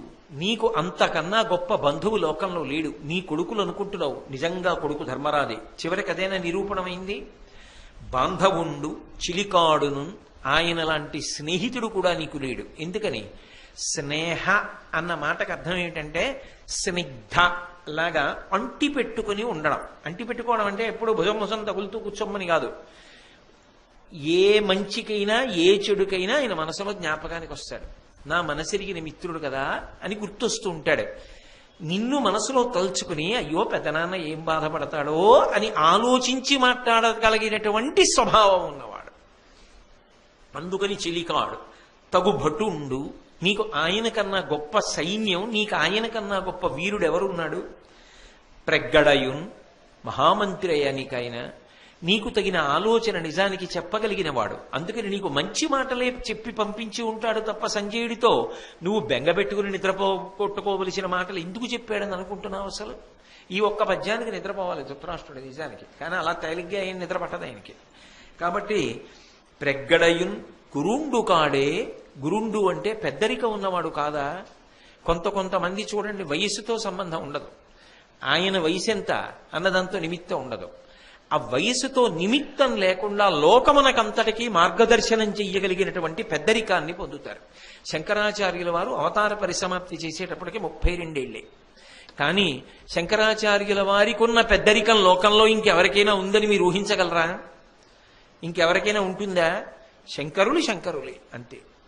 అలా వయసుతో లేకుండా పెద్దరికాన్ని వహించగలిగిన పరిణతి కొంతమందికి సొత్తు అంతే. కాబట్టి ఆ పెద్దరికం ఉన్నవాడయా. కాబట్టి ఎందుకు లీకి మాటలు మాట్లాడతాడు? పైగా ప్రకటీకృత సత్వుడు, ఆయన సత్వగుణం నిరంతరము ప్రకటింపబడేటట్టుగా ప్రవర్తించేటటువంటి స్వభావము కలిగినటువంటి వాడు. శాంతమూర్తి, కోపమునకు వశపడేటటువంటి లక్షణం ఉన్నవాడు కాదు. అందుకే తీవ్రంగా మాట్లాడడు. సద్వినయ వివేక శీలముల విశ్రుతుడు, అపారమైనటువంటి వినయము వివేకము కలిగినటువంటి వాడు. అతడు కిడు పలుకుని, అటువంటి వాడు చెడ్డ మాటలు ఎందుకు పలుకుతాడయా? అసలు అలా మాట్లాడతాడని నువ్వు ఎందుకు అనుకుంటున్నావు? అలా అనుకుని మనసులో ఎందుకు బాధ పెట్టుకుని నిద్రపోకుండా బాధపడుతున్నావు? అందుకని నువ్వు ఆయన విషయంలో బాధ పెట్టుకోకు అని చెప్పాడు. ఇన్ని చెప్పినా ధృతరాష్ట్రుడు మనశ్శాంతి పొందలేదు అని గమనించినటువంటి విదురుడు ధృతరాష్ట్రుడిని ఉద్దేశించి ఒక మాట చెప్పాడు. నువ్వు జాగ్రత్తగా ఆలోచించు. తముదారెరుగుట వేగపడమి దాలిమి విడుపు కలుగుటయులేని ప్రభుత్వము కలదే, వారి యంది సుమానుషములో ఒకడు పట్టి చూడంగలదే అంటాడు. అంటే ఏమయ్యా, నువ్వు ఈ రాజ్యం అంతా ఎవరికి ఇవ్వాలని అనుకుంటున్నావు? దుర్యోధనుడికి, దుశ్శాసనుడికి, మిగిలినటువంటి తమ్ముళ్ళకి కట్టపెట్టాలని, కర్ణుడు శకుని పక్కన ఉండి మంత్రాంగం నెరపాలని నువ్వు కోరుకుంటున్నావు. కానీ నేనొక్క మాట చెప్తాను, బాగా ఆలోచించు. లోకంలో ఎక్కడైనా కూడా ఒక రాజ్యాన్ని పరిపాలన చెయ్యాలి, సమర్థతతో పరిపాలన చెయ్యాలి అంటే కొన్ని గుణములు ఉండాలి. ఆ గుణములు కలిగిన వాళ్ళైతే వాళ్ళ అధికారం శాశ్వతంగా నిలబడుతుంది తప్ప గుణములు లేకుండా కేవలము కుట్రల ద్వారా, కుతంత్రముల ద్వారా, వ్యూహముల ద్వారా రాజ్య సంపదని పొందామని అనుకున్నా అది శాశ్వతంగా నిలబడేది కాదు, జారిపోతుంది, పోతుంది అధికారం. అధికారం తిరుగు లేకుండా అలా నిలబడిపోతుంది. అలా నిలబడడానికి ప్రభువుకి కొన్ని లక్షణాలు ఉండాలి, కొన్ని ప్రధానమైన లక్షణములు ఉంటాయి. ఆ ప్రధాన లక్షణముల విషయంలో రాజీ ఉండదు. అవి ఉండి తీరవలసిందే, లేకపోతే అలవాటు చేసుకోవలసిందే. అవి ఉన్నాయా అన్నది ఎప్పుడైనా ఆలోచించావా? నేను వీళ్ళకి ఇచ్చేశాను రాజ్యం అంతా వీళ్ళకు ఉండిపోవాలి ధర్మరాజుకు ఉండకూడదు అంటున్నావు కదా, నేను నీకు కొన్ని గుణములు చెప్తా. ఆ గుణములు దుర్యోధను యందు, దుశ్శాసనుని యందు, కర్ణుని యందు, శకుని యందు ఉన్నాయా? ఉంటే వీళ్ళకు ఉంటుంది రాజ్యం. వీళ్ళకి లేకుండా ధర్మరాజు యొక్క తమ్ముళ్ళ యందు ఉంటే వెళ్ళిపోతుంది రాజ్యం. నువ్వు పట్టు కూర్చుని ఏడిస్తే ఉంటుందా గుణములు వాళ్ళ యందు లేనప్పుడు? ఆ 4 ఉన్నాయా? అప్పుడు కాదు, ఎప్పటికీ అంతే ఆ సిద్ధాంతం. అందుకు విదురుడు చెప్పిన మాటలకంత విలువ. అందులో ఆయన మొదట చెప్పింది ఏంటంటే తముతా మెరుగుట. ఎప్పుడైనా సరే ప్రభుత్వాన్ని నిర్వహించేటప్పుడు, రాజ్య పరిపాలన చేసేటప్పుడు మొదట ఉండవలసిన లక్షణమేది? తన గురించి తాను తెలిసినటువంటి వాడై ఉండాలి. ఇది చాలా పెద్ద మాట సుమండి. ఎందుకని అంటే లోకంలో ఆవు గురించి చెప్పండి, ఏదో చెప్తారు. పనస చెట్టు గురించి చెప్పండి, చెప్తారు. అరటి చెట్టు గురించి చెప్పండి, చెప్తారు. మిమ్మల్ని నేను అకస్మాత్తుగా పిలిచి మీ బలమేమి బలహీనతేమి అని అడిగాను అనుకోండి, మీరు చెప్పలేరు. ఎందుకో తెలుసా? అసలు నా బలం ఏమిటి అన్నది ఎంత వయసు వచ్చినా ఇది నా బలం, ఈ విషయంలో నాకు సమర్థత ఉంది, నేను మొక్కవోని స్థితిలో నిలబడగలను అని తన బలం ఏమిటో తాను గుర్తిరిగి ఉండాలి. తన బలహీనత కూడా తనకి గుర్తిరిగి ఉండాలి. అప్పుడు ఏమవుతుందో తెలుసా? ఈ బలహీనత తప్పుకునేటటువంటి ప్రయత్నం చెయ్యాలి. తప్పించుకునే ప్రయత్నం లేదనుకోండి, అది సాధ్యం అయ్యేది కాదనుకోండి, ఆ బలహీనత వల్ల ఎప్పటికైనా రాజ్యం పోతుందన్న విషయంలో కూడా స్థిరపడిపోయి ఉండాలి. అదేమిటండి అలా ఎలా ఉంటుంది అని మీరు అంటారేమో. నేను మీకు ఒక్క విషయం చెప్తాను, బాగా పట్టుకుంటారంటే రాజ్య పరిపాలన గురించి కదా మాట్లాడుతున్నాడు విదురుడు. నేను మీతో ఒక మాట చెప్తాను. టంగుటూరి ప్రకాశం పంతులు గారు ఆంధ్రప్రదేశ్ రాష్ట్రానికి ముఖ్యమంత్రి అయ్యారు. ఒక రోజున ఆయన ముఖ్యమంత్రిగా ఉండగా శాసనసభలో చర్చలు అవుతున్నాయి. చర్చ పూర్తి చేసిన తర్వాత ముఖ్యమంత్రి సభ ఆ రోజు పూర్తయిపోయింది, వెళ్ళిపోతున్నారు దండాలో నడుస్తూ. చుట్టూ మంత్రులు ఉన్నారు, వాళ్ళు ఉన్నారు, వీళ్ళున్నారు, వెళ్తున్నారు. నల్లపాటి వెంకటరామయ్య గారని ఆ రోజుల్లో ఆయన శాసనసభాపతి. శాసనసభాపతి అంటే అత్యంత కీలకమైన స్థానం అది. శాసనసభాపతి నల్లపాటి వెంకటరామయ్య గారు ఆ రోజుల్లో ఉన్నారు. ప్రకాశం పంతులు గారు ఇలా నడిచెడుతుంటే నల్లపాటి వెంకటరామయ్య గారు అలా వస్తున్నారు. ప్రకాశం పంతులు గారి మీద గౌరవం కొద్దీ ఆయన ఏం చేశారంటే చటుక్కున ఆగిపోయి కొంచెం అలా నిలబడిపోయారు. ప్రకాశం పంతులు గారు ఇలా దాటిపోతే మనం వెళ్ళిపోదాం, ఏదో ఆయన మీద గౌరవం కొద్దీ. ప్రకాశం పంతులు గారు అకస్మాత్తుగా ఆగి ఇలా వెనక్కి తిరిగి చూసి, వెంకటరామయ్య, నా ప్రభుత్వం పడిపోతే ప్రతిపక్షం వల్ల పడిపోదయా, నీ వల్లే పడిపోతుంది అని. ఇవి నేను చెప్తున్నాను అనుకుంటున్నారేమో. టంగుటూరు ప్రకాశం పంతులు గారు ఇంచుమించు 700 పేజీల పుస్తకం రాసుకున్నారు, నా జీవిత యాత్ర అని. చదివి తీరవలసిన పుస్తకం. ఆ నా జీవిత యాత్ర పుస్తకంలో ఆయన జీవితంలో చిట్ట చివరి ఘట్టాన్ని తెన్నేటి విశ్వనాథం గారు పూర్తి చేశారు. అందులో నాకు జ్ఞాపకం వచ్చి చెప్తున్న సందర్భం ఇది. వెంకటరామయ్య, నా ప్రభుత్వం పడిపోతే ప్రతిపక్షానికి పడిపోదయా, నీ వల్ల పడిపోతుంది అన్నారు. ఖచ్చితంగా అలాగే పడిపోయింది ఒకప్పుడు. ఎందుకు పడిపోయింది అంటే మరి బలహీనత తెలిసి మార్చద్దా అంటే అది కుదిరిన సందర్భం కాదు. ఇప్పుడు నేను ఆ రాజకీయాలన్నీ ఎందుకు మాట్లాడడం, అలా కుదరలేదు. శాసనసభాపతిని మార్చడం కుదరలా అప్పుడు. కానీ ఈ సభకు, ఈ ప్రభుత్వమునందు విశ్వాసము లేదు అని ఒక అవిశ్వాస తీర్మానం, ఏదో మద్య నిషేధ విధానమునందు రామ్మూర్తి పంతులు గారి సంఘం ఇచ్చినటువంటి రామ్మూర్తి గారి సంఘం ఇచ్చినటువంటి సలహాలను అమలు చేయనందుకు ఈ ప్రభుత్వమునందు విశ్వాసము లేదు అని ఒక తీర్మానం. 2 తీర్మానాలు ప్రతిపక్షం ప్రవేశపెట్టింది. మొదటిది ప్రవేశపెట్టారు శాసనసభాపతి, 7 ఓట్ల తేడాతో ప్రతిపక్షం ఓడిపోయింది. అంటే ప్రభుత్వం నిలబడింది కదా. వాళ్ళు అన్నారు 2వ తీర్మానం కూడా పెట్టండి అన్నారు. అంటే పాలకపక్షంలో కొంతమంది పెద్ద పెద్ద వాళ్ళు లేచి అన్నారు, ప్రభుత్వమునందు విశ్వాసము లేదనే కదా మొదటి తీర్మానం, అది ఓడిపోయింది కదా, ఇంకా మళ్ళీ ఇంకో కారణానికి మళ్ళీ ప్రభుత్వమునందు విశ్వాసం లేదని 2వ తీర్మానం పెడతారా? పెట్టరగా, అయిపోయిందిగా, పెట్టకండి అన్నారు. దాన్ని ఒప్పుకోకండి అన్నారు శాసనసభాపతిని. ఆయన అన్నాడు, మొదటిది ఓడిపోయింది, 2వది ఓడిపోతుందిగా, వాళ్ళ మాట కాదండం ఎందుకండి అని పెట్టారు. 1 ఓటు తేడాతో ప్రతిపక్షం గెలిచింది. ప్రకాశం పంతులు గారి ప్రభుత్వం పడిపోయింది. అంటే ఎక్కడ మెతకతనం అనవసరమో అక్కడ మెతకతనం చూపించి ఓ ప్రభుత్వం పడిపోవడానికి ఆయన కారణమయ్యాడు. ఇది ప్రకాశం పంతులు గారు ఎప్పుడు చెప్పారు? ప్రభుత్వం సుస్థిరంగా ఉండగా చెప్పారు. నా ప్రభుత్వం పడిపోతే ప్రతిపక్షానికి పడిపోదయా వెంకటరామయ్య, నీ వల్లే పడిపోతుందని చెప్పారు ఒకప్పుడు. అలాగే పడిపోయింది ఆ ప్రభుత్వం. అందుకే పరిపాలకుడికి ముందు ఏది బాగా తెలిసి ఉండాలంటే తన బలమేదో తెలియాలి, తన బలహీనత ఏదో కూడా బాగా తెలిసి ఉండాలి. ఎందుకో తెలుసా? తన బలం ఏదో తెలుసుకుని ఆ బలమునందు తాను ఊంచుకోకుండా చేస్తారు. సాధారణంగా ఎలా ఉంటుంది అంటే ఆయనకి ఏది బలమో ఆ బలాన్ని తప్పించే ప్రయత్నం చేసేస్తారు. అందుకే అలా జరిగేటటువంటి ప్రయత్నాలు ఏముంటున్నాయో అవి వమ్మైపోయేటట్టుగా ముందు నుంచే జాగ్రత్త పడి తన బలాన్ని తాను నిలబెట్టేసుకోవాలి. తప్ప తన బలం పోయేటటువంటి పరిస్థితి రాకుండా చూసుకుంటూ ఉండాలి పరిపాలకుడు. ఇంకింతకన్నా స్పష్టంగా నేనేం చెప్పాలండి? మీకు అర్థమైపోవట్లా? ఇన్ని చూడటం లేని మీరు తెల్లవారి లేస్తే. కాబట్టి అవన్నీ నేను చెప్పక్కర్లేదు.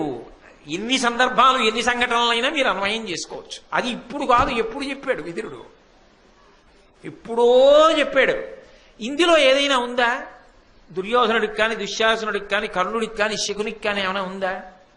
అసలు వాళ్ళ బలం ఏమిటో వాళ్ళకి తెలియదు ఇప్పటికీ. ఇది మా బలం, నేను అర్జునుడిని కొట్టగలను కర్ణుడు అంటాడు. నిజంగా కొట్టగలిగాడు? ఎన్ని అవకాశాలు వచ్చినా ఆఖరి వరకు కొట్టలేకపోయాడు. కానీ కొట్టగలను అంటాడు. అంటే తన బలం విషయంలో తనకి తప్పంచనా ఉందా? దుర్యోధనుడు భీముణ్ణి కొడతానంటాడు, కొట్టగలిగాడా? తన బలం విషయంలో తప్పంచనా ఉందా? నాకు భీష్మద్రోణులు ఉన్నారు, ప్రాణం పోదు భీష్మాచార్యులు వారికి స్వచ్ఛంద మరణం ఉంది, నా వైపే పోరాడతాడన్నాడు. అయిందా? గురువు నా పక్షం అన్నాడు. అయిందా? 11 అక్షౌహిణీలు ఉన్నాయన్నాడు. నిలబడ్డాయా? అంటే తన బలం గురించి తనకి సరి అయిన అవగాహన లేదు. అసలు ముందు తనకి ఏ బలం ఉంది, కొత్తగా ఇంకా ఏ బలాన్ని చేర్చుకోవాలి, ఇది తెలియలేదు. ఆంతర పరిశీలన ఉండాలి. నా వ్యక్తిత్వమునందు బలమేది, ఆ బలంతోటే తాను బలవంతుడై నిలబడాలి. బలహీనతతో 10 మందిని గెలుచుకునే ప్రయత్నం చెయ్యలేవు. తనకేది బలహీనతో దానితో ఎలా సాధిస్తాడండి? తనకి ఏది బలమో దానితో సాధించాలి. తన బలహీనత ఏది ఉందో అది పైవాడికి తెలియకుండా జాగ్రత్త పడాలి కదూ. పాలకుడు అన్నప్పుడు ఈ లక్షణములు ఉండాలి. అది లేకపోతే చాలా చిత్ర విచిత్రంగా బయటపడిపోయి చాలా అసహ్యంగా ఉండదండి. ఇప్పుడు ఏనుగు అని రాయవలసి వచ్చిందనుకోండి, ఏనుగు అని రాయడంలో ఎవరో పొరపాటు పడ్డాడు అనుకోండి, అదేం పెద్ద వార్త కాదు. కానీ ఒక పెద్ద పదవిలో ఉన్నవాడు ఏనుగు అన్న తప్పు రాశాడు అనుకోండి, అది పెద్ద వార్త అయిపోతుంది. ఏనుగు అన్నది నీకు రాయడం రాయిపోతే రాయకూడదు అసలు. ఆ పాట రాదా అని వెళ్ళిపోవాలంతే. నీకు రాదన్న విషయం నీకు అడుగులో పెట్టుకోవాలి. రాయడం ఎందుకు కదా? అంటే వచ్చు అనుకోకు, వచ్చో రాదో బాగా నిర్ణయం చేసుకో. తన బలమేదో తన బలహీనతేదో చిన్న చిన్న విషయాల దగ్గర నుంచి పెద్ద పెద్ద విషయాల వరకు అన్వయమే. ఇంకింతకన్నా స్పష్టంగా అనవసరం కూడా. కాబట్టి ఇది తెలిసి ఉండాలి సుమా. ధృతరాష్ట్ర మహారాజా, నువ్వు ఎవలాంటి వాళ్ళకి అప్పచెప్పావు రాజ్యం? ఏది చెప్పు, తన బలం ఏమిటో తెలిసేమో. ధర్మరాజుకి తన బలం తెలుసు, ధర్మము తన బలం. తన బలం తమ్ముళ్ళు తన మాట కాదనరు, తన బలం. తన భార్య తన మాట కాదనదు, తన బలం. కృష్ణుడు తనకి బలం, తన బలం. ఇవి తిరుగులేని బలాలు. నీ పిల్లలకి చెప్పమను అలా. ధర్మరాజు బలహీనత జూదం, ఇక నేను దాని జోలికి వెళ్ళనన్నాడు. అయిపోయిందంటే ఆ బలహీనతకి ఏమవ్వాలో అది అయిపోయింది. నీ పిల్లల బలహీనత ఏమిటో చెప్పమను. అత్తేరి నాకేం బలహీనత అంటాడంతే వాడు చెప్పడం. అసలు వాడికి అది ఉందని వాడికి తెలియదంతే. అది లోపల ఉండిపోయిన వ్యాధి లాంటిది, ఎప్పుడో పటమరిస్తుంది పైకి. కాబట్టి ఎలా రాజ్యం ఉంటుంది అనుకుంటున్నావయా? వీడు ఒక్కడే అనుభవించాలంటావు. అనుభవించడానికి తగిన యోగ్యతలు ఏమున్నాయని అనుభవిస్తాడయా? వాడికి తెలియదు. నీ చెప్తే వింటాడా? వినడు. వినమని నువ్వు చెప్తావా? చెప్పవు. నిద్ర పట్టలేదని నన్ను పిలిస్తే ఏం చెప్తానయ్యా నీకు? ఎంత గొప్ప మాటలండి. ఏ విషయం మీద మాట్లాడాలి అన్నది ముందు 3 రోజులు ముందు ఇచ్చి దీని మీద సిద్ధమై రెండన లేదు. అప్పటికప్పుడు నిద్ర పట్టట్లేదని పిలిచాడంటే విదురుడికి కూడా నిద్రపోయే సమయమే. కానీ ధర్మమునందు ఎంత ప్రావీణ్యతో చూడండి, ఎలా మాట్లాడుతున్నాడో చూడండి. పెళ్లి చూపులకి అలంకారం చేసుకురావడం తప్పని నేనన్ను, అందమే. బూజులు దులుపుతున్న అందంగా కనపడితే అందం వేరు కదూ. అంత తేడా లేదు. విదురుడు నిద్రపోవలసిన సమయంలో వచ్చి మాట్లాడినప్పుడు అంత బాగా మాట్లాడడానికి, ఒక మంత్రిగా ఒక విషయాన్ని మాట్లాడడానికి, బాగా తయారై వచ్చి మాట్లాడడానికి ఎంత తేడా ఉండాలి? నిద్రపోవలసిన సమయంలో లేచొచ్చి మాట్లాడుతుంటే ఇంత గంభీరంగా ఉంటే నిజంగా వినేవాడు దొరికితే ఎలా మాట్లాడతాడైనా? అది ధర్మం అంటే. అది విదురుడి యొక్క ఆ ప్రజ్ఞ అన్నది. ఏదో కొన్ని మీకు బాగా అర్థం అవడానికి వేసే ఉపమానాలు సుమండి, అంతకన్నా వాటికి చిలవల పలవలు అక్కర్లేదు. కాబట్టి తముదారెరుగుట వేగపడమి, తొందరపడకూడదు సుమా. ఏ విషయంలోనైనా సరే తొందర పడకుండా ఉండడం అనేటటువంటిది ప్రభువుకి ఉండవలసినటువంటి అత్యంత కీలకమైనటువంటి లక్షణం. అస్సలు తొందరపాటు పనికిరాదు. బహుధా ఆలోచన, ఒకటికి 10 మాటలు ఆలోచన చెయ్యాలి. అసలు నిజంగా చెప్పాలంటే తాను ఏ నిర్ణయంలో ఉన్నాడన్నది ఎట్టి పరిస్థితుల్లో తన నోటి వెంట పైకి మాట్లాడకుండా ఉండగలగాలి. అది శక్తి. తన వారి ద్వారా వస్తుందంతే. తాను నోరి విప్పి పలకడం, అలా దాచగలగాలి.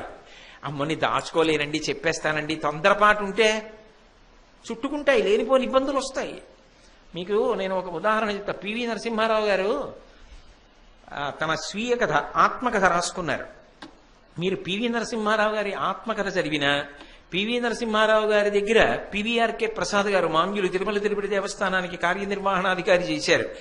ఆయన పివి నరసింహారావు గారు ప్రధానమంత్రిగా ఉండగా పివిఆర్కే ప్రసాద్ గారు ఆయనకి ప్రెస్ సెక్రటరీ.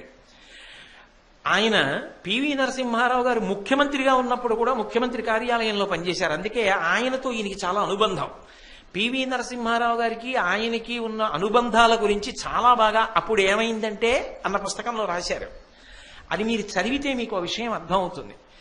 ఎట్టి పరిస్థితుల్లో పివి నరసింహారావు గారి పెదవి దాటదు నిర్ణయం. అలా దాచగలరు, లోపల పెట్టుకోగలరు. అంత గొప్ప శక్తి దేశాన్ని నిర్వహించేవాడికి ఉండాలి. అలాంటి వాడు తెలుగువాడైనందుకు, అంత సంక్లిష్ట పరిస్థితుల్లో అలా ప్రధానమంత్రిత్వం చేసినందుకు ఇంత మెల్లగా తప్పట్లు కొడితే అంతకన్నా అసహ్యకరమైన విషయం. అంత గొప్ప ప్రధానమంత్రి పివి నరసింహారావు గారు. మీరు నిజంగా పుస్తకాలు చదివితే ఆయన ఎంత దార్శనికుడో, ఎంత జాగ్రత్తగా నిభాయించుకొచ్చారో, ఒక తెలుగువాడు అలా ఎలా నిలబడగలిగాడో ఆశ్చర్యం వేస్తుంది. చిట్ట చివరికి ఏ స్థితి అంటే పాపం అప్పులు తీర్చడం కోసం తన ఇల్లు అమ్ముకున్నారు. ప్రధానమంత్రి చేసినటువంటి వ్యక్తి. నిజంగా పివి నరసింహారావు గారు లాంటి మేధావి ఈ రాష్ట్రంలో పుట్టినందుకు, మన తెలుగువాడైనందుకు అన్నిటికీ అతీతంగా ఎంత గౌరవించదగ్గవాడో మహానుభావుడు. మిగిలిన విషయాలు వేరు విషయాలు, వాటి గురించి నేను ప్రస్తావన చేయను. కాబట్టి అది రావాలయా. పరిపాలన చేసేవాడి యందు తొందరపాటు పనికిరాదు. నీ పిల్లల్ని అడుగు, మనసులో అన్నిటికీ ఆవేశమే. ఇది చెయ్యొచ్చా, ఇది నేనే చేస్తే రేపు ప్రజలు అని ఆలోచించరు. ప్రభువు ఒకటి చేస్తున్నాడు అనుకోండి, నన్ను ఆదర్శంగా చూస్తారు. నేను చేసినవేవీ కూడా దాచబడే విషయాలు కావు. తెల్లవారితే నేను ఏం చేశానో బయటికి తెలుస్తుంది. కాబట్టి నేను తీసి వేసే ప్రతి అడుగు, నేను మాట్లాడే ప్రతి మాట 10 మందికి ఆదర్శవంతంగా ఉండాలి. ఆయన అలా ఉంటారు, కాబట్టి మనం అలా ఉండాలన్నట్టు ఉండాలి. అబ్దుల్ కలాం గారు భారత రాష్ట్రపతిగా ఉన్న రోజుల్లో ఆయన బంధువులందరూ ఇంచుమించు 70-80 మంది రాష్ట్రపతి భవన్ చూడడానికి వస్తానన్నారు. రమ్మన్నారు కలాం గారు. 70-80 మంది రాష్ట్రపతి భవన్కి వెళ్ళారు. ఏదో కొద్ది రోజులు ఉన్నారు. అందులో మరి వెళ్ళిన తర్వాత భోజనం చేయరండి. భోజనం చేస్తారు, పలహారాలు చేస్తారు, అందులో ఉన్న విడిది గదులు వాడుకుంటారు. అన్నీ అయిపోయి సంతోషంగా మా వాడు రాష్ట్రపతి అయ్యాడు అన్నారు. బంధువులందరూ సంతోషంగా గడిపారు, వెళ్ళిపోయారు. వెళ్ళిపోగానే కలాం గారు అన్నారు, రాష్ట్రపతి భవన్లో విడిది గదులు వాడుకొని పలహారాలు తిని భోజనాలు చేసి ఇక్కడ ఉన్నటువంటి వసతులు వాడుకున్నందుకు ఎంత ఖర్చయిందో నాకు దానికి సంబంధించిన వివరాలు పంపించమని అడిగారు. అదేదో కొన్ని లక్షల, వేల, వందల రూపాయలు అయ్యాయి.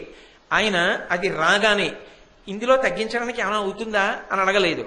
తన వ్యక్తిగతంగా నిల్వ చేసుకున్న ధనంలోంచి ఎంత అయిందో అంత బంధువులు రాష్ట్రపతి భవన్లో ఉన్నందుకు చెక్ రాసి ఇచ్చేశారు. మహానుభావుడు దార్శనికుడు అయ్యాడు.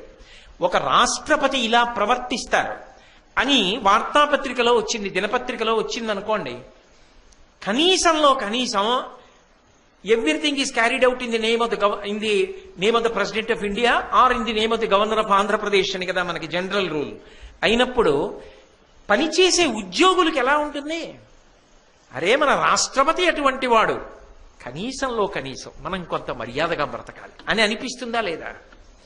అడుగు తీసి అడుగు వేస్తే, ఒక మాట మాట్లాడితే అవి గుప్తంగా ఉండేవి కావు, ప్రజలలోకి వెడతాయి. ఆహారపు అలవాటు దగ్గర నుంచి, క్రమశిక్షణ దగ్గర నుంచి, బట్టలు ఎటువంటి బట్టలు వేసుకుంటాడు, ఎప్పుడూ ఒకలా ఉంటాయా బట్టలు? ఆయన వ్యాయామం ఎలా చేస్తాడు, ఎలా మాట్లాడతాడు, ఆరోగ్యాన్ని ఎలా కాపాడుకుంటాడు, ఎలా కష్టపడి పని చేయగలుగుతాడు, ఇన్ని విషయాలు ప్రజలు తెలుసుకుంటూనే ఉంటారు. ప్రతి క్షణం తెలుసుకోకుండా ఉండరు. కాబట్టి అవి చాలా జాగ్రత్తగా ఉండాలి. ప్రభువు 10 మందికి ఆదర్శప్రాయమైనటువంటి జీవితాన్ని గడపగలిగిన వాడై ఉండాలి, తొందరపాటు లేనివాడై ఉండాలి. ఏది నీ కొడుకు ద్రౌపదీదేవిని ఈడ్చుకుని రమ్మంటాడు, ప్రభువే అలా చేశాడని రేపు వీధుల్లో వాళ్ళు కూడా చేస్తే ఏమిటి చేస్తాడు? రాజ్యం. కర్ణుడిని నమ్ముతాడు. కర్ణుడు ఏమంటాడు? 5 భర్తలు ఉన్న దానికి 6వ వాడు భర్త అయితే తప్పేమిటి, జూదంలో ఓడిపోని వాడిని చూసుకొని నిన్ను చూపించాడు, నీ కొడుకుని చూపించాడు. నీ కొడుకు ఏం చేశాడు? తొడకొట్టి, ఎవరు? వదిన గారు, ధర్మరాజు గారి భార్య వచ్చి కూర్చోమన్నాడు తొడ మీద. వదిన తల్లితో సమానం. ఆవిడొచ్చి తొడ మీద కూర్చోమ్మని నీ కొడుకు అడిగాడు. వాడు రాజు. అలా కూర్చోమ్మని చెప్పిన వాడు కర్ణుడు. దొంగజూదం ఆడినవాడు శకుని. పరాయి కాంతని, మహాపతివ్రతని, వదిన గారిని జుట్టు పట్టి ఈడ్చి తెచ్చి చీరలాగినవాడు ఇంకొక కొడుకు. వీళ్ళు రాజ్యం అప్పచెప్పావు వీళ్ళకి. వీళ్ళు ఇంతంత తొందరబాటు ఉన్నవాళ్ళు. వీళ్ళు పరిపాలిస్తున్న రాజ్యం ఎలా ఉంటుందనుకుంటున్నావు? ప్రజలు శాంతియుతంగా ఎలా ఉంటారు? ఎందుకు సక్రమంగా ఉంటారు? ఎందుకు ధర్మాత్ములై ఉంటారు? ధర్మం వాళ్ళల్లో ఉండదు, వీళ్ళల్లో ఉండదు. ఉండనప్పుడు లక్ష్యం ఎందుకు ఉంటుంది? అధికారం నీ దగ్గర ఎందుకు ఉంటుంది? జారిపోతుంది వాళ్ళకి. ఇది ఉన్నదా? మరి అదే పాండవులైతే ప్రతిజ్ఞ చేశాడు, ఇక్కడే చంపేయాలన్నాడు. చంపాడా? అన్నాడంతే ధర్మరాజు. కూర్చున్నాడు భీముడు. గాంధీవంతో బాణపరంపర కురిపించలేడా అర్జునుడు? మిన్నకున్నాడంతే. ధర్మానికి కట్టుబడ్డాడు. అన్నగారు ఒక్క మాట అన్నాడా? ద్రౌపదీదేవిని 3వ వరం కోరుకోమన్నావు, కోరిందా? తొందరపడిందా? క్షత్రియ కాంతకి 2 వరాలే అని 2 కోరింది. ఎవరికి తొందరపాటు లేదు, వాళ్ళకి లేదు. ఎవరికి తొందరపాటు ఉంది? నీ బిడ్డలకుంది. అంతా వాళ్ళకి ఇస్తానంటావు. నీ తాత సొత్తా ఎలా ఉంటుందనుకుంటున్నావు? జారిపోదా? జరగని దానికి ఆశపడి వెంపర్లాడి నిద్రపోగొట్టుకుని ఆరోగ్యం పాడు చేసుకుంటామే ఈ వయసులో. నిద్ర పట్టదంటామే. ఏది సత్యమో, ఏది నువ్వు తప్పించలేవో దాన్ని అంగీకరించి పడుకో, నిద్రపడుతుంది. అయ్యో బాబోయ్, ఎలా మాట్లాడుతున్నాడండి? అసలు కాల్చి వాత పెట్టేస్తున్నాడంతే. ఎప్పుడు నిద్రపోకుండా లేచొచ్చి మాట్లాడితే. కాబట్టి అలా ఉండడం రావాలి. వేగపడమి, దాలిమి. దాలిమి అంటే ఓర్పు. మనిషికి చాలా గొప్ప ఓర్పు ఉండాలి. అందున ప్రభుత్వంలో ఉన్నటువంటి వాడికి ఓర్పు ఎక్కడ ఉండాలో తెలుసా? పరిపాలనా విధానమునందు మార్పు తీసుకొస్తాడు ప్రభు. ఒక ప్రభు వచ్చాడు అనుకోండి, ఇది ఇలా ఉంటే బాగుంటుంది అని ఆయన అనుకుంటాడు. అందులో తప్పు లేదు కదా. ఆయనకి అధికారం వచ్చింది, ఇది ఇలా ఉండాలి అని కోరుకుంటాడు. ఇది ఇలా జరిగితే బాగుంటుందని ఒక పథకం పెట్టాడు. ఇది ఇలా ఉండాలి అని ఒక నిర్ణయం చేశాడు. కానీ దాని ఫలితం వెంటనే వచ్చేస్తుందా? రాదు. దానికి కొంత సమయం పడుతుంది. అది ప్రజలలోకి వెళ్ళి వాళ్ళు అలవాటు చేసుకుని అలా పాటించి మధ్యలో ఎక్కడ ఏమీ తేడాలు రాకుండా పూడ్చగలుగుతుంటే అది అలా ప్రజలలోకి వెళ్ళి నువ్వు ఏ ఫలితాలు కోరుకున్నావో అవి ప్రజల నుండి నీకు వస్తాయి. అలా నువ్వు అసలు ఓర్పు పట్టకుండా ఇవాళ పెట్టి రేపటికి ఫలితాలేమిటి అని అడిగితే, ఓర్పు లేకపోతే రాజ్యం ఎలా నడుస్తుంది? ఏదో కబీర్ దాస్ గారు ఒక మాట అంటాడు, ధీరే ధీరే రేమన ధీరే సబుచి హోయ్ మాలి సీంచే సౌగరే ఋతువాయే ఫల్హోయే అంటాడు.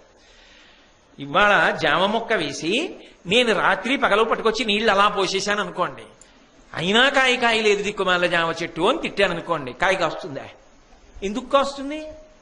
ఇవాళ జామ మొక్క వేశాను, అది చెట్టవడానికి ఓ 2 ఏళ్లు పడుతుంది, కాయడానికి ఓ 3 ఏళ్లు పడుతుంది.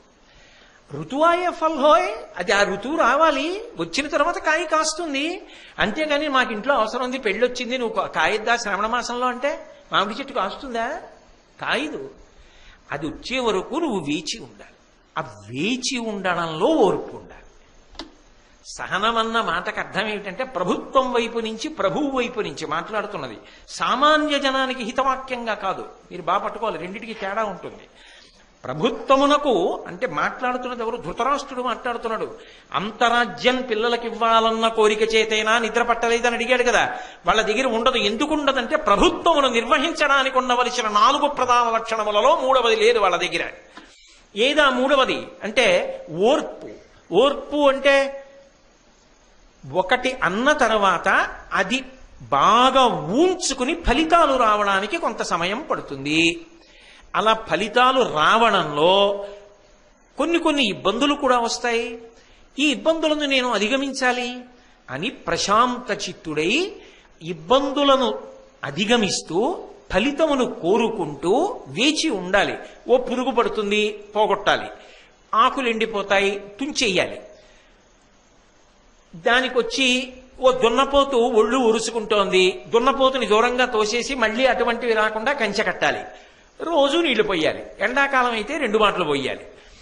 ఇవన్నీ చేస్తూ జాగ్రత్తగా కాపాడితే ఓ 3 ఏళ్లు పోయిన తర్వాత రోజు ఓ 25 జామకాయలు ఇంటికి పట్టుకెళ్ళచ్చు. కాదు ఇవాళ వేసాను రాత్రికి రమ్మంటే రాదు. ఓర్పు అనేటటువంటిది పాలకునకు అత్యంత అవసరమైనటువంటి విషయం. ఆ ఓర్పు లేకపోతే మాత్రం చాలా చాలా ఇబ్బంది కలుగుతుంది.